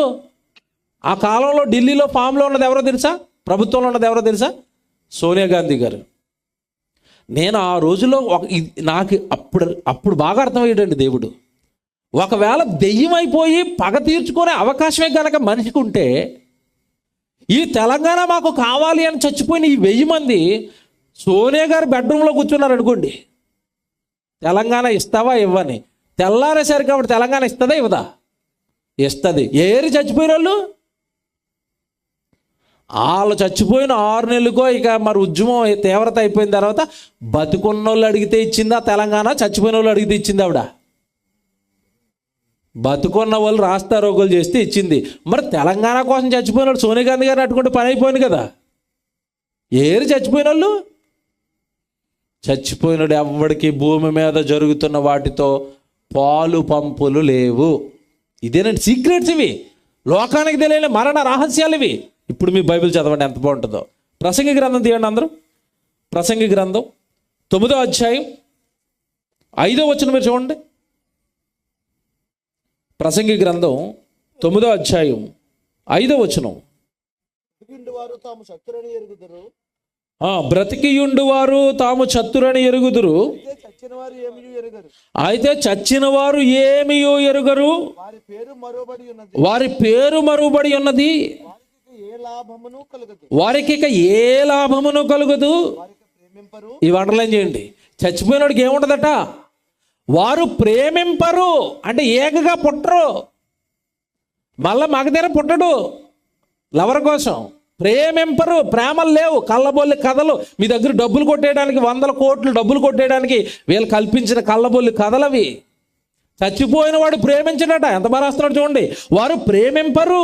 నెక్స్ట్, పగ పెట్టుకొనరు. దెయ్యం అయిపోయి కోరికలు తీర్చుకోవడానికి చెట్టు మీద కూర్చుంటున్నాడు వచ్చి. ఆడికి ఎక్కడది పగ? ఆడి బాధలు ఆడివి. ఏడుపు కేకలు, ఆత్మహత్య చేసుకున్నందుకు. ఒరే, నేను ఇచ్చిన జీవితాన్ని నువ్వెందుకురా తీసుకున్నావు మధ్యలో అంటాడు. ఆత్మహత్య చేసుకున్నది ఎవరిని కూడా దేవుడు విడిచిపెట్టాడు. నిత్యాగ్ని దండంలో వేసి కాలుస్తాడు. నేను ఇచ్చాను రా జీవితాన్ని, నువ్వెవడు మధ్యలో చంపేసుకోవడానికి ఆ జీవితాన్ని? నీ బాధలా, నీ కష్టాలా, కన్నీళ్ళా తీర్చేనని అన్నాను కదా, నాకు చెప్పాలి కదా. నాకు ఒక్క మాట చెప్తే నీ కష్టాలు తీసేవాడిని కదా. నాకు ఒక్క మాట చెప్పి నాకు లోబడితే నీ బ్రతుకును మార్చేవాడిని కదా. ఆఫ్టర్ ఆల్ భూమి మీద ఉండే చిన్న చిన్న కష్టాల కోసం ఆత్మహత్య పేరుతో నీ జీవితాన్ని ముగించేస్తావు ఆ భూమి మీద. నేనండి ఒక సంస్మరణ ఆదరణ గుడికి వెళ్ళాను. నిండు యవనస్తుడు చచ్చిపోయాడండి. ఒకడే కొడుకు. తండ్రి ఆదరణ కూడికి ఎట్టాడు. కూడికంతా అయిపోయింది. గదిలో భోజనం చేస్తున్నప్పుడు తండ్రి గారిని పిలవండి అడిగాను. వచ్చాడు ఆయన, కూర్చోబెట్టుకున్నాను. అయ్యా, ఎందుకు మీ కొడుకు చచ్చిపోయాడు? వాడి బాధ ఏదైనా ఉంటే మరి కొంచెం మీరు తండ్రిగా పెద్ద మనసు చేసుకుని ఆలోచించుంటాడు, బ్రతుకుండేవాడేమో కదా అన్నాను. ఆ మాట కళ్ళంప నీళ్ళు పెట్టుకున్నాడండి తండ్రి. అయ్యా, నేను అంత కర్కశం కలిగిన వాడిని కాదు. వాడికి ఏ బాధ ఉందని నేను 100 సార్లు అడిగేవాడిని. నాతో పాటే ఉండేవాడు. వివాహం కావాలంటే వివాహం చేస్తాను రా, నీకు ఏ ఉద్యోగం కావాలంటే ఉద్యోగం చేయరా, ఏది కావాలంటే చదువుకోరా. నాకు బాగా ఆస్తుందండి. నేను ఏనాడు వాడిని ప్రెజర్ చేయలేదు. నేను ఏ విషయాల్లోనూ వాడిని నొప్పించలేదు. ఎవడు తండ్రి ఏడుస్తూ ఒకే ఒక విషయంలో కుమిలిపోతున్నాడు. అసలు వాడి గుండెల్లో చచ్చిపోయేంత బాధ ఉందని ఒక్క రోజు కూడా, ఒక్క మాట కూడా నాకు కానీ వాడి స్నేహితులకు కానీ ఒక్క మాట చెప్పలేదండి వాడు అంటున్నాడు. పురుగుల మందు తాగేసిరండి. తాగేసిన తర్వాత కూడా 3 రోజులు బతికాడు. మాట రావటం లేదు, జస్ట్ చేతులు కదులుతున్నాయి. ఫోన్ కూడా ఇచ్చారట వాట్సాప్లో టైప్ చేయమని. ఎందుకు చచ్చిపోతున్నారో టైప్ చేయమని ఇచ్చినా సరే సగం టైప్ చేసండి, డిలీట్ చేశాడట. మళ్ళీ నేను షాక్ అయిపోయానండి ఆ చావుకి. సగం సగం టైప్ చేసాడట. టైప్ చేసిన తర్వాత ఈ ఫోన్ ఎవరిదని అడిగాడట ఫ్రెండ్ని. ఒరే మీ బాబాయ్ ఫోన్ రానేసరికి వెంటనే డిలీట్ చేసాడట. ఫోన్ ఇస్తే టైప్ చేయట్లేదంటండి. కళ్ళు ఒకటే చూస్తున్నాయి, మాటలేదు, చేతులు కొంచెం కదులుతున్నాయి. ఇక్కడ తండ్రి కూలిపోతున్న సంగతి ఏంటంటే, ఒక్క విషయం, ఒక్క చిన్న మాట వాడికి చెప్తే నా ఆస్తినైనా సరే అమ్మేసి వాడు బాగా తీర్చేవాడు అండి. నాకు చెప్పలేదండి అంటున్నాడు. ఈరోజు ఆత్మహత్యలు చేసుకున్న వారి విషయంలో దేవుడు కూడా అలాగ ఆలోచిస్తాడు. ఒరే భూమి అంతా నాది కదా, నీకేం బాధరా, నీకు ఏది కావాలంటే అది నీ పాదాల దగ్గర పడేస్తాను కదా తండ్రిగా నాకు చెప్తే. ఈ విశ్వం నాదే, ఈ విశ్వంలో నీకేం కావాలో చెప్పు, నీ పాదాల దగ్గర పడేస్తాను. నీ బాధ ఏంటో చెప్పు, నన్ను నమ్ము, ఆ బాధను నేను తీరుస్తాను. నీకు మార్గం ఏర్పరిచి ఆత్మహత్య చేసుకుంటావా? నేను ఇచ్చిన జీవితాన్ని, నేను కోట్ల సంవత్సరాల జగత్తు పునాది వేయబడక మునుపు నువ్వు కావాలని కోరుకొని తల్లి గర్భంలో 9 నెలలు నీకు చక్కటి దేహాన్ని కట్టి భూమి మీదకి పంపిస్తే నాకు చెప్పకుండా నీ దేహాన్ని నువ్వు ముగిస్తావా? ఊరుకోడండి దేవుడు. అందుకే భూమి మీద మనుషులకి పగ ఉండదు, భూమి మీద మనుషుల మధ్యలో ప్రేమ ఉండదు. చచ్చిపోయిన వాళ్ళకండి, చచ్చిపోయాడా వాడికి భూమి మీద జరుగుతున్న దేంట్లోనూ కూడా వాడికి ఇక పాలు లేదు. చెప్తాడు చూడండి తర్వాత మాట ఎంత బాగుంటుందో. వారు ప్రేమింపరు, పగ పెట్టుకొనరు, అసూయ పడరు, సూర్యుని క్రింద జరుగు వాటితో, చూసారా ఎంత బాగుందా, సూర్యుని క్రింద జరుగు వాటిలో దేని యందు వారికి ఇక ఎప్పటికీ వంతు లేదు. ఇంకెక్కడికి వస్తాడు ఇంటి దగ్గరికి. కొంతమంది అంటారు ఇల్లు కడుతూ మధ్యలో చచ్చిపోయాడండి, అప్పుడప్పుడు వచ్చి ఇంటి మీద కూర్చుంటున్నాడండి ఇల్లు కట్టినాక. పిచ్చి ఆలోచనలు ఇవన్నీ మీకు. మీరు లోకం చెప్పిందని గుడ్డిగా నమ్మారు కానండి, కనీసం కామన్ సెన్స్తో ఆలోచించినా మనకు అర్థమైపోయినండి తప్పని. వీళ్ళు చెప్తున్నది అంత పెద్ద సుత్తని. ఎలాగో తెలుసా, మీకు మాట్లాడుతాను, వాక్యం పక్కనెట్టండి, పోనీ కామన్ సెన్స్తో ఆలోచిద్దాం. ఇప్పుడు ఇల్లు కోరుకుని ఇంటి చుట్టూ తిరుగుతున్నాడు అంటారు కొంతమంది. ఎవరో అమ్మాయిని ప్రేమించాడు, అమ్మాయి కోసం ఇంటి చుట్టూ తిరుగుతున్నాడు అంటారు కొంతమంది. ప్రేమ అయినా, ఇల్లు అయినా, డబ్బు అయినా, భూమి మీద కోరికలైనా ఆత్మకు ఉంటాయా, శరీరానికి ఉంటాయా? బాగా ఆలోచించిన చెప్పండి. కోరికలు ఆత్మకు ఉంటాయా, శరీరానికి ఉంటాయా? శరీరానికి ఉంటాయి. ఇప్పుడు శరీరం చచ్చిపోయిన వాడిని శరీరాన్ని పట్టుకెళ్ళి ఏం చేశారు వాళ్ళు? శ్మశానంలో పాతారు. శ్మశానంలో శరీరం పడుకుంటే ఆత్మ ఎందుకు వస్తుంది శరీరం కోరికలు తీర్చుకోవడానికి? నా పాయింట్ అర్థమైందో లేదో మీకు? ప్రేమ, పగ, కోరికలు శరీరానికి, ఆ శరీరమే శ్మశానంలో పడుకుంటే ఆత్మ ఎందుకు వస్తుందండి కోరికలు తీర్చుకోవడానికి? శరీరం లేదు కదా దాని కోరికలు తీరడానికి. ఇంకొకరి శరీరంలో ఆవరిస్తుంది అంటవా? ఇది పెద్ద తప్పిది. అందులో ఒకదానికే ఉంది స్పేస్, 2 ఆత్మలకు లేదు. అవి కూడా దెయ్యం ఆత్మలకే. నరుడి ఆత్మ ఒకే ఆత్మ పడుతుంది, ఒక దేహంలో ఒక ఆత్మే. పిల్లరా, ఇక్కడ మనం బాగా ఆలోచిస్తే లోకం మన మరణం విషయంలో మనల్ని ఎంత మోసం చేసింది మీరు ఆలోచించండి. మరణం విషయంలో ఎంత మోసం చేసింది, ఎన్ని అబద్ధాలు చెప్పింది. బైబిల్ చెప్తున్న రహస్యాలు ఇవే, మరణ రహస్యాలు. బాగుందండి. మరి మరణం తర్వాత మన పాతాళంలో పడిపోతాం, భూమి మీదకి రాము, పగ పెట్టుకోము, ప్రేమలు లేవు. ఖచ్చితంగా మరణం తర్వాత పాతాళానికి వెళ్ళిపోతాం. అక్కడేమో అగ్ని ఉంది, దాని నుండేమో ఆయన తప్పించుకోమంటున్నాడు. ఏం చేసి తప్పించుకోవాలి? ఎవడు దాంట్లో నుంచి తప్పించబడతాడు? చెప్పాను కదా, దేవుడు అనగానే ప్రమాదం చెప్తాడు, తప్పించుకునే మార్గం చెప్తాడు. మార్గం చెప్పాడు. ఆ పాతాళంలో నువ్వు పడిపోకూడదంటే నువ్వు ఇలా బ్రతకాలి అన్నాడు. ఎలా బ్రతకాలి? యెషయా గ్రంథం తీయండి, రాసుకోండి త్వరగా ఇవన్నీ. యెషయా గ్రంథం 26వ అధ్యాయం 19వ వచనం చూడండి. యెషయా గ్రంథం 26వ అధ్యాయం 19వ వచనం చూడండి. యెషయా గ్రంథం 26వ అధ్యాయము 19వ వచనం. మృతులైన నీవారు బ్రతుకుదురు, నా వారి శవములు సజీవములగును అన్నాడు. చూడండి, బ్రతుకుతారట మృతులు. ఆ పాతాళంలో పడిపోకుండా దేవుడు బ్రతికిస్తాడట, జీవానికి తీసుకుని వెళ్తాడట, శవాలు సైతం లేపుతాడట. ఎప్పుడట? అక్కడ ఒక కాజు పెట్టాడు ఆయన. ప్రేతలు అందరూ బ్రతకరండి. పైన 14 చదివితే మీకు అర్థమైపోద్ది. పైన 14 చదవండి. పైన 14, ఇదే అధ్యాయంలో 14. చచ్చిన వారు మరలా బ్రతకరు, ప్రేతలు మరలా లేవరు. చచ్చిపోయినోడికి ఇంక బ్రతుకులేదు, మళ్ళీ భూమి మీదకి రావడాలు, పరలోకి వెళ్ళడాలు, ఇంక బ్రతుకులేదు. ఆడికి ఒక్కసారి పాతాళానికి వెళ్ళాడా ఆడ అయిపోయాడు అంతే. వాడి జీవితం ముగిసింది అంతే. ప్రేతలకి లేదు జీవితం, ప్రేతలకి లేదు మరో లోకం, ప్రేతలు తప్పించుకోలేరు పాతాళం, అందులో పడిపోయిన వాడు ఎవడు రాడిక. కానీ అవకాశం మాత్రం కొంతమందికి ఇస్తున్నాడు. ఎక్కడ 19 మృతులైన నీవారు బ్రతుకుదురు. అంటే ఆ పాతాళాన్ని నువ్వు తప్పించుకోవాలంటే ఒకటే మార్గం, భూమి మీద ఉండగా నువ్వు దేవుని వాడిగా, దేవుని దానిగా మారిపోవాలి.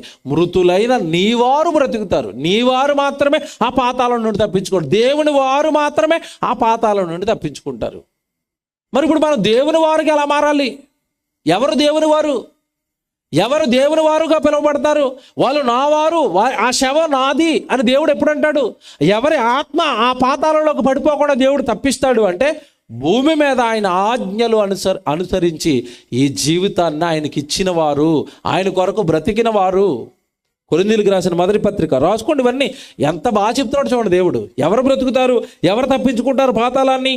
కొరింథీయులకు రాసిన మొదటి పత్రిక 15వ అధ్యాయం 20వ వచనం చదువుతాను చూడండి. కొరింథీయులకు రాసిన మొదటి పత్రిక 15వ అధ్యాయం 20వ వచనం చూడండి బైబిల్లో. 20వ వచనం, ఇప్పుడైతే నిద్రించిన వారిలో ప్రథమ ఫలముగా క్రీస్తు మృతులలో నుండి లేపబడి ఉన్నాడు. ఆయన పాతాళ వశం అయిపోలేదు. ఆ నిత్యాగ్ని దండాలకు యేసుక్రీస్తుల వారు వెళ్ళలేదు. మృతుల్లో నుండి ప్రథమ ఫలముగా లేపబడ్డాడు ఆయన. తర్వాత మనుషుని ద్వారా మరణము వచ్చెను గనుక మనుషుని ద్వారానే మృతుల పునరుత్థానము కలిగాను. పునర్జన్మ లేదు, పునరుత్థానం ఉంది. మళ్ళా చెప్తున్నాను, పునర్జన్మ లేదు, ఇంకో జన్మ లేదు నీకు. ఈ జన్మే పునరుత్థానం ఉంది. చచ్చిన తర్వాత బ్రతుకుంది. ఒకటే జీవితం, మరో జీవితం లేదు. ఎంత బాగా రాస్తున్నాడు చూడండి. మృతులకు పునరుత్థానం కలుగుతుంది యేసుక్రీస్తుల వారి ద్వారా. తర్వాత మాట, ఆదామునందు అందరూ ఎలాగు మృతి పొందుచున్నారో అలాగుననే క్రీస్తునందు అందరూ బ్రతికింపబడుదురు. ప్రతి వాడును తమ తమ వరుసలోనే బ్రతికింపబడుదురు. ప్రథమ ఫలము క్రీస్తు, తరువాత క్రీస్తు వచ్చినప్పుడు ఆయన వారు బ్రతికింపబడతారు. అబ్బా, పదాలు చూసారు ఎలాగున్నాయో. అందరికీ కాదట, ఆయన వారట. ఎవరు? క్రీస్తు వారు బ్రతికింపబడతారు. ఎవరండి క్రీస్తు వారు అనుకుంటున్నారా? మేము బాప్తిసం తీసుకున్నామండి, మేము యేసుక్రీస్తుల వారమే అనుకుంటున్నారా? బాప్తిసం తీసుకున్న వాళ్ళందరూ యేసుక్రీస్తుల వారు కారు. బాప్తిస్మం తీసుకున్న తర్వాత బాప్తిస్మము ఎందుకు తీసుకోమన్నాడు, బాప్తిస్మం తీసుకుని ఎలా బ్రతకమన్నాడో అలా బ్రతుకుతున్నవారు ఆయన వారు. స్కూల్కి వెళ్ళిన వాళ్ళందరూ కలెక్టర్లు అయిపోరు. స్కూల్కి వెళ్ళిన వాళ్ళందరూ గవర్నమెంట్ ఆఫీసర్లు అయిపోరు. స్కూల్కి వెళ్ళిన వాళ్ళందరికీ ఉద్యోగాలు వచ్చేవు. అలాగే ప్రభువునందు బాప్తిసం తీసుకున్నా మంచిదే, రక్షణలోకి వచ్చావు. కానీ ఆ రక్షణ ఎంతమందికి నువ్వు పంచుతున్నావు? ఆ రక్షణలో ఎంతవరకు నువ్వు నిలబడి ఉన్నావు? నావాడు అని నిన్ను దేవుడు ఎప్పుడు అంటాడు తెలుసా? నువ్వు భూమి మీద ఆయన కొరకు కార్యాలు చేసినప్పుడు. ఆయన వారు ఎవరంటే ఆయన యందు మృతి పొందాలి, ఆయన కోసం బ్రతకాలి, ఆయన కోసం ఇదిగో ఇలాంటి కార్యాలు చేయాలి. అప్పుడండి మీ ఊర్లోకి వచ్చి ఇక్కడ ఎవరో ప్రార్థనలు పెడతారట కదండి, అస్తమానం ఎవరండి అని అడిగారు అనుకోండి, మీ పేరు చెప్తారా? ఎవరైనా మీ పేరు చెప్తారా? దేవుడు పని చేస్తారటండి. ఇక్కడ ఎవరో సభలు పెడుతున్నారంటే ఎవరండి అంటే మీ పేరు చెప్తారా? ఎప్పుడు పెట్టారు మీరు దేవుడికి సభలు? ఎప్పుడు ఆయన వారుగా మీకు గుర్తింపు వచ్చింది ప్రజల మధ్య? మీరు అనుకోవచ్చు నేను నమ్మేసుకున్నాను పరలోకం వెళ్ళిపోతానండి. కాదండి, ఇప్పుడు చూపిస్తాను. వచనం చూపించి మాట్లాడతాను నేను. ఎవరిని దేవుడు జీవంలోనికి తీసుకుంటాడు, ఎవరిని దేవుడు బ్రతికిస్తాడో తెలుసా? మత్తయి సువార్త 25కి వచ్చేయండి. ఎవరు ఆయన వారు? ఎవరిని అంటున్నాడు ఆయన వారని? ఎవరిని రక్షించుకుంటున్నాడు? ఎవరిని బ్రతికిస్తున్నాడు పాతాళానికి వెళ్లకుండా? ఎవరిని చేర్చుకుంటున్నాడు? మత్తయి సువార్త 25వ అధ్యాయం తీర్పు దినాన ఏం జరుగుతుందో ముందే చెప్పేస్తున్నాడు యేసు ప్రభు. అందరు తీయండి 24వ అధ్యాయం అండి, క్షమించండి 25వ అధ్యాయము 40 ముందు నుంచి చదువుదాం. ముందేమో 31 చదువుదాం. మత్తయి సువార్త 25వ అధ్యాయం 31. తన మహిమతో మనుష్య కుమారుడు ఆయనతో కూడా సమస్త దూతలను వచ్చినప్పుడు ఆయన తన మహిమ గల సింహాసనం మీద ఆసీనుడయ్యుండును. తీర్పు దినాన్న ఎవరు బతికింపబడతారు, ఎవరు పాతాలను తప్పించుకుంటారంటే యేసుక్రీస్తుల వారు వచ్చి సింహాసనం మీద కూర్చుంటాడట. చచ్చిపోయిన వాళ్ళందరూ ఆయన ముందు చేతులు కట్టుకుని నిలబడాలి. ఇప్పుడు ఏం జరుగుతుందో చూడండి. తర్వాత వచ్చిన అప్పుడు సమస్త జనములు ఏమండి ఆయన ఎదుట ఎంతమంది నిలబడతారు? సమస్త జనములు అని ఉందా? ఉంది. అందులో యేసుప్రభుని నమ్మినోడు ఉంటాడా? ఉంటాడు. నమ్మనోడు ఉంటాడా? ఉంటాడు. బాప్తిసం తీసుకుని మందు తాగినోడు అక్కడే నుంచుని ఉంటాడా? ఉంటాడు. బాప్తిసం తీసుకుని వ్యభిచారం చేసినోడు అక్కడ నిలబడి ఉంటాడా? నిలబడి ఉంటాడు. యేసుప్రభుని ప్రకటిస్తున్న వాళ్ళ మీద పేడ నీళ్ళు చల్లనోడు అక్కడే ఉంటాడా? అక్కడే ఉంటాడు. యేసుప్రభు బ్రతుకున్న కాలంలో బల్లెపోటు పొడిచినోడు అక్కడే ఉంటాడా? అక్కడే ఉంటాడు. యేసుప్రభుని పిడుగుద్దులు గుద్దినోడు అక్కడే ఉంటాడా? అక్కడే ఉంటాడు. యేసుప్రభు తలకి ముళ్ళ కిరీటం పెట్టినోడు అక్కడే ఉంటాడా? అక్కడే ఉంటాడు. ఎలాంటి సభలు పెడతాన కన్వీనర్ని తిట్టినోడు అక్కడే ఉంటాడా? అక్కడే ఉంటాడు. సభలకు వస్తానని చెప్పి రాకుండా ఇప్పుడు ఇంట్లో పడుకొని టీవీ చూస్తూ ఉంటాడు కదా, అక్కడే ఉంటాడా? అక్కడే ఉంటాడు. ఏమంటే ఎంతమంది ఉంటారా యేసుప్రభు ముందు? ఆ వచ్చిన చూడండి, మతిపోయిందండి నాకు. సమస్త జనములు అందరూ, పుట్టి చచ్చిన వాళ్ళందరూ యేసుప్రభు ముందు నిలబడి, అయ్యా చెప్పండి అయ్యా, ఇలా నిలబడాలి. ఇప్పుడు జడ్జి గారి ముందు ఖైదీ నిలబడటం ఎప్పుడైనా చూసిన వాళ్ళు చేయొద్దండి. జడ్జి గారి ముందు ఖైదీ ఎలా నిలబడతాడు? ఏం చూసారట? ఎలా నిలబడతాడు చెప్పండి? చేతులు ఇలా పైకి మడతెట్టుకుని, కాళ్ళని ఇలా వెనక్కి ఎగరేసుకుని ఇలా నిలబడమని జడ్జి ముందు వెంటనే లోపలేసేంటారు ఈయన అంటాడు. అంతే, తీర్పులు లేవు అక్కడ, వాదనలు ఏముండవు ఇక. అందుకే నేను చూసానండి కోర్టులో, వేరే అతని కోసం వెళ్ళాను. ఈ దొంగోడిని జడ్జి గారి ముందుకు తీసుకెళ్ళినప్పుడు లాయర్ ప్రిపేర్ చేస్తున్నాడు. ఎలా తెలుసా? అరే చేతులు ఇలా కిందకి తీ అన్నాడు, ఇలా కిందకి తీయించాడు. ఇక్కడ బట్టలు లాయర్ గారు ఎడతాడు దొంగోడికి బట్టలు. ఈ చివర బట్టలు పెట్టి కాళ్ళు ఇలా సర్ది షర్ట్ ఇలా కిందకి నడిపి, ఎవడి జుట్టు బాగా దూకోమని, రెండు అక్కడ ఇలా నిలబడాలి అంటున్నాడు. ఎవడు ఇంతలాగా దొంగోడిని ఎందుకు ప్రిపేర్ చేస్తున్నాడు? నిలబడుతున్నది ఎవరి ముందు? జడ్జి గారి ముందు. వీడు వాళ్ళకి ఏమైనా అటు ఇటు రఫ్గా కనపడి జడ్జి గారికి చిరాకు వచ్చింది అనుకోండి, వీడికి 498 అన్నాడంటే వీడి పని అయిపోయినట్టే. వీడు జడ్జి గారి ముందుకు వెళ్ళినప్పుడు ఎంత అడవాడు చేస్తుంటే, సమస్త మానవాళి ఎవరి ముందు నిలబడాలట? యేసుప్రభు ముందు నిలబడినోడు అండి. నాకు వచ్చిన డౌట్ ఏంటంటే, ఆ చేతిలో మేకులేసినోడు నిలబడితే, యేసుప్రభుకి మేకులేసారు కదండి, ఇప్పటికీ సువార్త చేస్తున్న వాళ్ళు, తిడుతున్నవాడు, కొడుతున్నవాడు నిలబడితే, ఇప్పటికీ యేసుప్రభు సిలువ యాగాన్ని అవహేళన చేస్తున్నవాడు ఈ పిలకలన్నీ అక్కడ నిలబడితే, వీళ్ళ పరిస్థితి ఏంటి? గడగడలు ఆడిపోయి నేనైతే వీళ్ళ పరిస్థితి ఏంటి? సమస్త జనములు ఆయన ఎదుట నిలబడాలి. ఇప్పుడు స్టార్ట్ అయింది, జడ్జిమెంట్ స్టార్ట్ అయింది, తీర్పు స్టార్ట్ అయింది. ఇప్పుడు తీర్పులో ఎవరికి నిత్యజీవం అంటున్నాడు, ఎవరికి పాతాళం అంటున్నాడు యేసుక్రీస్తుల వారు. అది మీరు పట్టుకోవాలి. ఇప్పుడు చదువుతున్న భాగంలో నేను చదువుతాను, జాగ్రత్త చూడండి. అదే 33, 32. అప్పుడు సమస్త జనములు ఆయన ఎదుట పోగు చేయబడుదురు. గొల్లవాడు మేకలలో నుండి గొర్రెలను వేరుపరిచినట్లు ఆయన వారిని వేరుపరిచి, ఎవరిని వేరేస్తాడంట? అందులోంచి ఆయన వారిని వేరేస్తాడట. ఆయన వారు, ఇందాక నేను అదే చదువుతున్నాను, ఆయన వారి శవం బ్రతికింపబడతాయి, ఆయన వారు బ్రతికింపబడదురు. ఇంతకీ ఈ సమస్త జనములలో నుండి ఆయన వారిని లాగేసుకుంటున్నాడట పక్కకి. ఎవరింతకీ ఆయన వారు? ఎవరు? చదువుతున్నాడు చూడండి అక్కడి నుంచి. ఎవరు ఆయన వారు? 33. తన కుడి వైపున గొర్రెలను, ఎడమ వైపున మేకలను నిలువబెట్టును. అంటే ఏరేసిన వాటిని 2 గ్రూపులు చేశాడు. ఓ గ్రూప్ ఏమో కుడి పక్క, ఓ గ్రూప్ ఏమో ఎడమ పక్క. ఓ పక్క గొర్రెలు, ఓ పక్క మేకలు. ఇప్పుడు చూడండి. ఇప్పుడు అప్పుడు రాజు తన కుడివైపున ఉన్న వారిని చూచి, నా తండ్రి చేత ఆశీర్వదింపబడిన వారులారా, రండి, లోకము పుట్టినది మొదలుకొని మీ కొరకు సిద్ధపరచబడిన రాజ్యమును. అంటే ఇప్పుడు అందరికీ ఇవ్వలేదా పరలోకం? అందరినీ తప్పించలేదా పాతాళం నుండి? తప్పించలేదండి. జస్ట్ ఒక బ్యాచ్కేనట. ఆ బ్యాచ్ ఇటు పక్క ఉన్నారట, కుడి పక్క ఉన్న వాళ్ళందరినీ చూసి, నా తండ్రి చేత ఆశీర్వదింపబడిన వారులారా, రండి, మీరు పుట్టక మునిపే దేవుడు మీకోసం పరలోకం సిద్ధం చేశాడు, దాన్ని మీరు స్వతంత్రించుకోండి. ఇక్కడ ఒక మాట అడుగుతున్నానండి నేను. మనుషులను 2 ముక్కలు చేసి ఒక భాగం కుడి పక్కనున్న భాగానికి మాత్రమే దేవుడు ఎందుకు పాతాళాన్ని తప్పించాడు? ఆ అగ్నిలో పడిపోకుండా వాళ్ళు ఎందుకు కాపాడుతున్నాడు? రహస్యం ఇదే, సీక్రెట్ ఇదే, నా చివరి భాగం ఇదే. ఈ రాత్రి సీక్రెట్ ఒక్కటి మీకు అర్థమైతే, రేపటి నుంచి మీ బ్రతుకు పాతాళంలో పడిపోకుండా మీ బ్రతుకుని మీరు చూన్ చేసుకుంటారు. ఎప్పటి నుంచి అయినా పాతాళంలో పడిపోకూడదు. నా తండ్రి చేత ఆశీర్వదింపబడిన వారులారా అని మీరు కుడిపక్కకి యేసుక్రీస్తుల వారు మిమ్మల్ని తీసుకోవాలి. అలా తీసుకోవాలి అంటే, నేను బాప్తిసం తీసుకున్నాను, నన్ను తీసుకోండి, తీసుకోడైనా చెప్తున్నాడు, ఏం చేసిన వారిని తీసుకుంటాడో, ఏం చేస్తే తీసుకుంటాడో చెప్తున్నాడు. 34, అప్పుడు రాజు తన కుడివైపు ఉన్న వారిని చూసి, నా తండ్రి చేత ఆశీర్వదింపబడిన వారులారా, రండి, లోకము పుట్టినది మొదలుకొని మీ కొరకు సిద్ధపరచబడిన రాజ్యమును స్వతంత్రించుకోనండి. నేను ఆకలి కొంటిని, మీరు నాకు భోజనం పెట్టిదిరి. ఎందుకు ఇస్తున్నాడు? ఎందుకే పరలోక వాళ్ళకి ఎందుకు తప్పిస్తున్నాడు వాళ్ళ పాతాళం నుండి?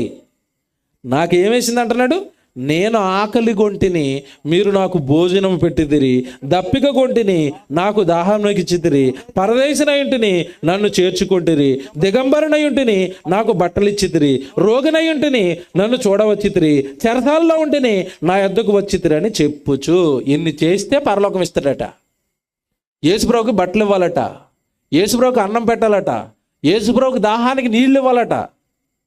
ఎక్కడున్నా మిమ్మల్ని అడుగుతున్నాను, మీలో ఎవరు ఒక జత బట్టలు యేసుప్రభుకు అన్నారో చేయొద్దండి. ప్రాక్టికల్గా మాట్లాడుకుందాం. మీరు ఎప్పుడైనా యేసుప్రభుకి 2 పూటలు భోజనం పెట్టాను అన్న వాళ్ళు చేయొద్దండి. ఆ పెడితేనే ఇస్తున్నాడు పరలోకం. ఎవరు పెట్టారు భోజనం యేసుప్రభుకి? రేపు డిసెంబర్ నెల వస్తుంది. ఎవరిది పుట్టినరోజు? యేసుప్రభుది. బట్టలు ఎవరు కొనుక్కుంటారు? మనం. పుట్టినరోజు యేసుప్రభుది. కేక్ ఎవరు తింటారు? మనం. పుట్టినరోజు యేసుప్రభుది. ఇల్లు ఎవరు ఇల్లు శుభ్రం చేస్తారు? గుడి ఉంటుందండి, గుడి చేస్తారు, ఇల్లు శుభ్రం చేసుకుంటారు. గుడి ఎవడు శుభ్రం చేయడు, గుడికి ఎవడ పెయింట్ లేడు. స్టార్ ఏమో వీళ్ళు ఇంటి మీద పెట్టుకుంటారు, ఈ లైటింగ్ వీళ్ళు ఇంటికి పెట్టుకుంటారు. పుట్టినరోజు ఎవరిది? పేరు అయింది, ఇంక తర్వాత మాట డాష్, పండగ మంది. ఏంటండి ఇది? యేసుప్రభుకు భోజనం పెట్టాలట, యేసుప్రభుకు బట్టలు ఇవ్వాలట, యేసుప్రభుకు దాహానికి ఇవ్వాలట. మీరు ఇచ్చారు, అందుకే మీకు పరలోకం అన్నాడు. అంటే నేను బాప్తిసం తీసేసుకున్నానని ఇంట్లో కూర్చుని ప్రార్థన చేస్తే వచ్చేది కాదు పరలోకం. క్రియలు చేయాలి, రోగంతో ఉన్నవాడిని పరామర్శించాలి, బట్టలు లేని వాడికి బట్టలు ఇవ్వాలి. అప్పుడు వాళ్ళు అంటున్నారు, అయ్యో ప్రభువా, నిన్ను నమ్ముకోవడం తప్ప మేమెప్పుడు మా ఇంట్లోకి మిమ్మల్ని పిలుచుకున్నాము, మేమెప్పుడు ఒక జత బట్టలు కొని మీకు ఇచ్చామని అంటున్నారు. వాళ్ళు చేసిన వాళ్ళకి తెలియదు పాపం, ఆ నీతిమంతులకి. అప్పుడు యేసుప్రభు చెప్తున్నాడు, చూడండి ఎంత బాగుంటుందో. యేసుప్రభు ఏమంటున్నాడు చూడండి. యేసుప్రభు ఏమంటున్నాడు 35లో, నేను 36 అండి, 37. అందుకు నీతిమంతులు, ప్రభువా, ఎప్పుడు నీవు ఆకలి కొంటే చూసి నీకు ఆహారం ఇచ్చితమే. మేమెప్పుడు ప్రభా యేసుప్రభుకు భోజనం పెట్టామో? పెట్టలేదు మేము. తర్వాత నెక్స్ట్, నీవు దప్పికొనిటి చూసి మేము ఎప్పుడు దాహానికి ఇచ్చాం? ఎవడు ఎన్న అడుగుతుంటే 40వ వచనంలో అంటున్నాడు చూడండి. 40వ వచనంలో, అందుకు రాజు, మిక్కిలి అల్పులైన ఈ నా సహోదరులలో ఒకనికి మీరు చేసితిరి గనుక నాకు చేసితిరని నిశ్చయముగా మీతో. ఎలాగుంది? ఇప్పుడు పరలోకం కావాలంటే చేస్తే వస్తుందా, చేసిన వాళ్ళని చూస్తే వస్తుందా? ఇప్పుడు జైపాల్ గారు సవాలు చేస్తున్నారు, ఆయన చేస్తున్నాడు, 10 సంవత్సరం మనం చూస్తున్నాం. అలా చెయ్యి, నీకు పని లేదు, మేము వచ్చి కూర్చుని వెళ్ళిపోతాం, చూస్తాం. చేసేవాళ్ళది పరలోకం, చూసేవాడిది కాదు. చెయ్యి. ఇదిగో మిక్కిలి అల్పులైన ఈ నా సహోదరులు ఒకరికి ఇచ్చావు. ఏమండి, ఈరోజు ఆయన పంచుతున్న వాక్యం ఇది మనకి ఎంత గొప్పదో తెలుసా, ఎంత జ్ఞానమో తెలుసా? దీనికి ₹1,000 ఖర్చు అవుతుంది. అనేక మంది పిల్లలు కష్టపడాల్సి వస్తుంది. మీకు వచ్చిన వాళ్ళందరికీ భోజనాలు పెడుతున్నాడు చూడండి ఆయన. నాకు భోజనం పెడుతున్నారు చూడండి. ఇదిగో నా వాక్యము చేత పట్టుకుని, నా మాటలు చేత పట్టుకుని దైవజనుడిగా ఒక్కడు నీ దగ్గరికి వస్తే, ఎవడో ఒక తల్లిగారు ఇంటికి తీసుకెళ్తున్నారు, నాకు రోజు భోజనం పెడుతున్నారు. వాళ్ళు నాకు పెడుతున్నారా, యేసుప్రభుకు పెడుతున్నారా? నేనెవరిని, వాళ్ళెవరిని? వాళ్ళు నాకు భోజనం పెట్టడానికి. నాకెందుకు వాళ్ళు భోజనం పెడుతున్నారంటే, నేను ఎవరి పేరట వచ్చాను? దేవుని పేరట, యేసుప్రభు పేరట వచ్చాను. నాకు భోజనం పెడుతున్నారంటే ఎవరికి పెడుతున్నారు? వాళ్ళు యేసుప్రభు పెడుతున్నారు. ఇప్పుడు మీ అందరికి భోజనాలు తింటారు కదా, మీ అందరూ భోజనాలు తింటున్నారంటే ఒక ఆయన అక్కడ కష్టపడి వండుతాడు. మీకు వండుతున్నాడా, యేసుప్రభు వండుతున్నాడా? యేసుప్రభు వండుతున్నాడు. ఇదిగో వాక్యం చెప్పిస్తున్నాడు కదా ఆయన. మీరు అందరూ వచ్చి కూర్చుని వాక్యం వింటున్నారు అంటే ఇదంతా ఆయన యేసుక్రీస్తుల వారికి చేస్తున్నాడు. నీ వాక్యం చెప్పిస్తాను తండ్రి, నీ పిల్లలకి భోజనం పెడతాను తండ్రి, నీ పిల్లలకి దాహం తీరుస్తాను తండ్రి, నీ పిల్లలకి జ్ఞానం నేర్పిస్తాను తండ్రి. ఇదంతా యేసుప్రభుకి చేస్తున్నారు. అలా మీరు ఏం చేశారు యేసుప్రభుకి? ఇదంతా విన్న తర్వాత ఈ శపింపబడిన వాళ్ళు ఉంటారు. ఎక్కడది? 44 44 చూడండి. 44లో పైన 41 అండి, క్షమించండి, 41. అప్పుడు ఆయన ఎడమ వైపు ఉండి వారిని చూచి, శపింపబడిన వారలారా, నన్ను విడిచి అపవాదికిని వాని దూతలకును సిద్ధపరచబడిన నిత్యాగ్నిలోనికి పోవుడి. నేను ఆకలి కొంటిని, మీరు నాకు భోజనం పెట్టలేదు. చూడండి, యేసుప్రభు కేసేస్తున్నాడు వాళ్ళ మీద. మీరు నమ్మారు నా దగ్గరికి, యేసుప్రభు ఉన్నాడని తెలుసు, నేను ఉన్నానని తెలుసు తప్ప నాకు ఆకలి ఉందని మీకు తెలీదు. నేను ఉన్నానని తెలుసు తప్ప నన్ను నమ్మని వాడు నిత్యాగ్ని దండానికి వెళ్ళిపోతుంటే నేను బాధపడతానని మీకు తెలీదు. నా మనసు ఏం పట్టించుకోలేదు మీరు, నాకు ఏ సౌకర్యాలు చేయలేదు మీరు, నాకు ఏనాడు నాకు ఏమి చేయలేదు మీరు. ఏమి చేయను నీ బ్రతుకెందుకు నాకు, ఏమి చేయను నువ్వెందుకు నాకు. నీకోసం ఎన్ని చేశాను, ఇంత పెద్ద విశ్వాన్ని చేశాను, నీకోసం కుటుంబాన్ని చేశాను, నీకోసం పిల్లలు చేశాను, నీకోసం దేహం చేశాను, నీకోసం రక్షణ యేసుక్రీస్తుల వారి ద్వారా ఉచితంగా నీకు అనుగ్రహించాను. ఇన్ని నేను చేస్తే ఏమి చెయ్యి నువ్వెందుకు నాకు. నమ్మావా పేరుకి? ఏనాడు భోజనం పెట్టింది లేదు, మీటింగ్ పెట్టింది లేదు, కనీసానికి పెట్టండి. నీ వల్ల అవ్వకపోతే చేస్తున్న వాళ్ళకి ఎప్పుడైనా సహాయం చేసావా? ఎలాగో నేను పెద్ద పెద్ద కార్యక్రమాలు చేయలేనండి, ఈ 1000 రూపాయలు ఉంచండి, బియ్యం తీసుకురండి, అందరికి భోజనాలు పెట్టండి, ఈ 1000 రూపాయలు ఉంచండి, కూరగాయలు తీయండి, ఈ 1000 రూపాయలతో సౌండ్ పెట్టండి, ఈ 500 తీసుకోండి, మీటింగ్ వాడండి. ఎప్పుడు చేశావు నువ్వు ఇలాగా? ఏది అసలు నీ నుండి కార్యక్రమాలు దేవుడికి? నేను మళ్ళా చెప్తున్నాను, యేసుక్రీస్తుని అందున్న వారికి ఏ శిక్షా విధియో లేదంటే అది బాప్తిస్మం తీసుకున్న వాళ్ళు అని అనుకోకండి. బాప్తిస్మం తీసుకున్నా నువ్వు పని చేయకపోతే, నీ జీవితం ఆయనకు ఉపయోగపడకపోతే నిత్యాగ్ని దండలలోనికి వెళ్ళక తప్పదు. రెఫరెన్స్లు ఉన్నాయి, వాక్యాన్ని బేస్ చేసుకుని మాట్లాడుతున్నాను నేను. పేతురు గారు మాట్లాడతాడు 1వ అధ్యాయంలో, 1 పేతురు పత్రికలో 4వ అధ్యాయానికి వెళ్ళేసరికి, తీర్పు ఇంటి వద్దనే ఆరంభమగు కాలము వచ్చుచున్నది. తీర్పు ఎక్కడ స్టార్ట్ అవుతుందట? ఇల్లు అంటే ఏదనుకుంటున్నారు? ఏది దేవుని ఇల్లు? సంఘం. సంఘంలో ఉన్నవాడికి ఏ శిక్ష లేకపోతే సంఘంలో ఎందుకు తీర్పు? మళ్ళా వచ్చావు నువ్వు పేరుకి, ఆయన్ని పట్టించుకోవు, ఆయన బైబిల్ చదవు, ఆయన గురించి అలాంటి కార్యాలు చేయవు, ఆయన సువార్తకి వెళ్ళవు, ఆయన సేవకుడికి సహకారం చేయవు, సంఘాన్ని పట్టించుకోవు, సేవను పట్టించుకోవు, ఊరకనే వచ్చి వెళ్ళిపోతూ ఉంటావు. ఆ జీవితం నాకెందుకు? నాకేమి చేయలేదు నువ్వు కనుక వెళ్ళిపో, నిత్యాగ్ని దండంలోనికి వెళ్ళిపో. దూతల కోసం ఏర్పాటు చేసిన ఆ నిత్యాగ్ని దండంలోనికి నువ్వు వెళ్ళిపో. ప్రారంభంలో చెప్పాను ఒక మాట, ఏమాట? మరణము చూడక బ్రతుకు నరుడెవడు, పాతాళము యొక్క వశము కాకుండా తన్ను తాను తప్పించుకొనగలిగిన వాడెవడు. పాతాళం నుండి తప్పించుకోవాలంటే ఇదిగో నేను ఇప్పుడు చూపించాను కదా, ఆహారం పెడుతున్నారా దేవుని పిల్లలకి? సభలు పెడుతున్నారా? సెమినార్లు పెడుతున్నారా?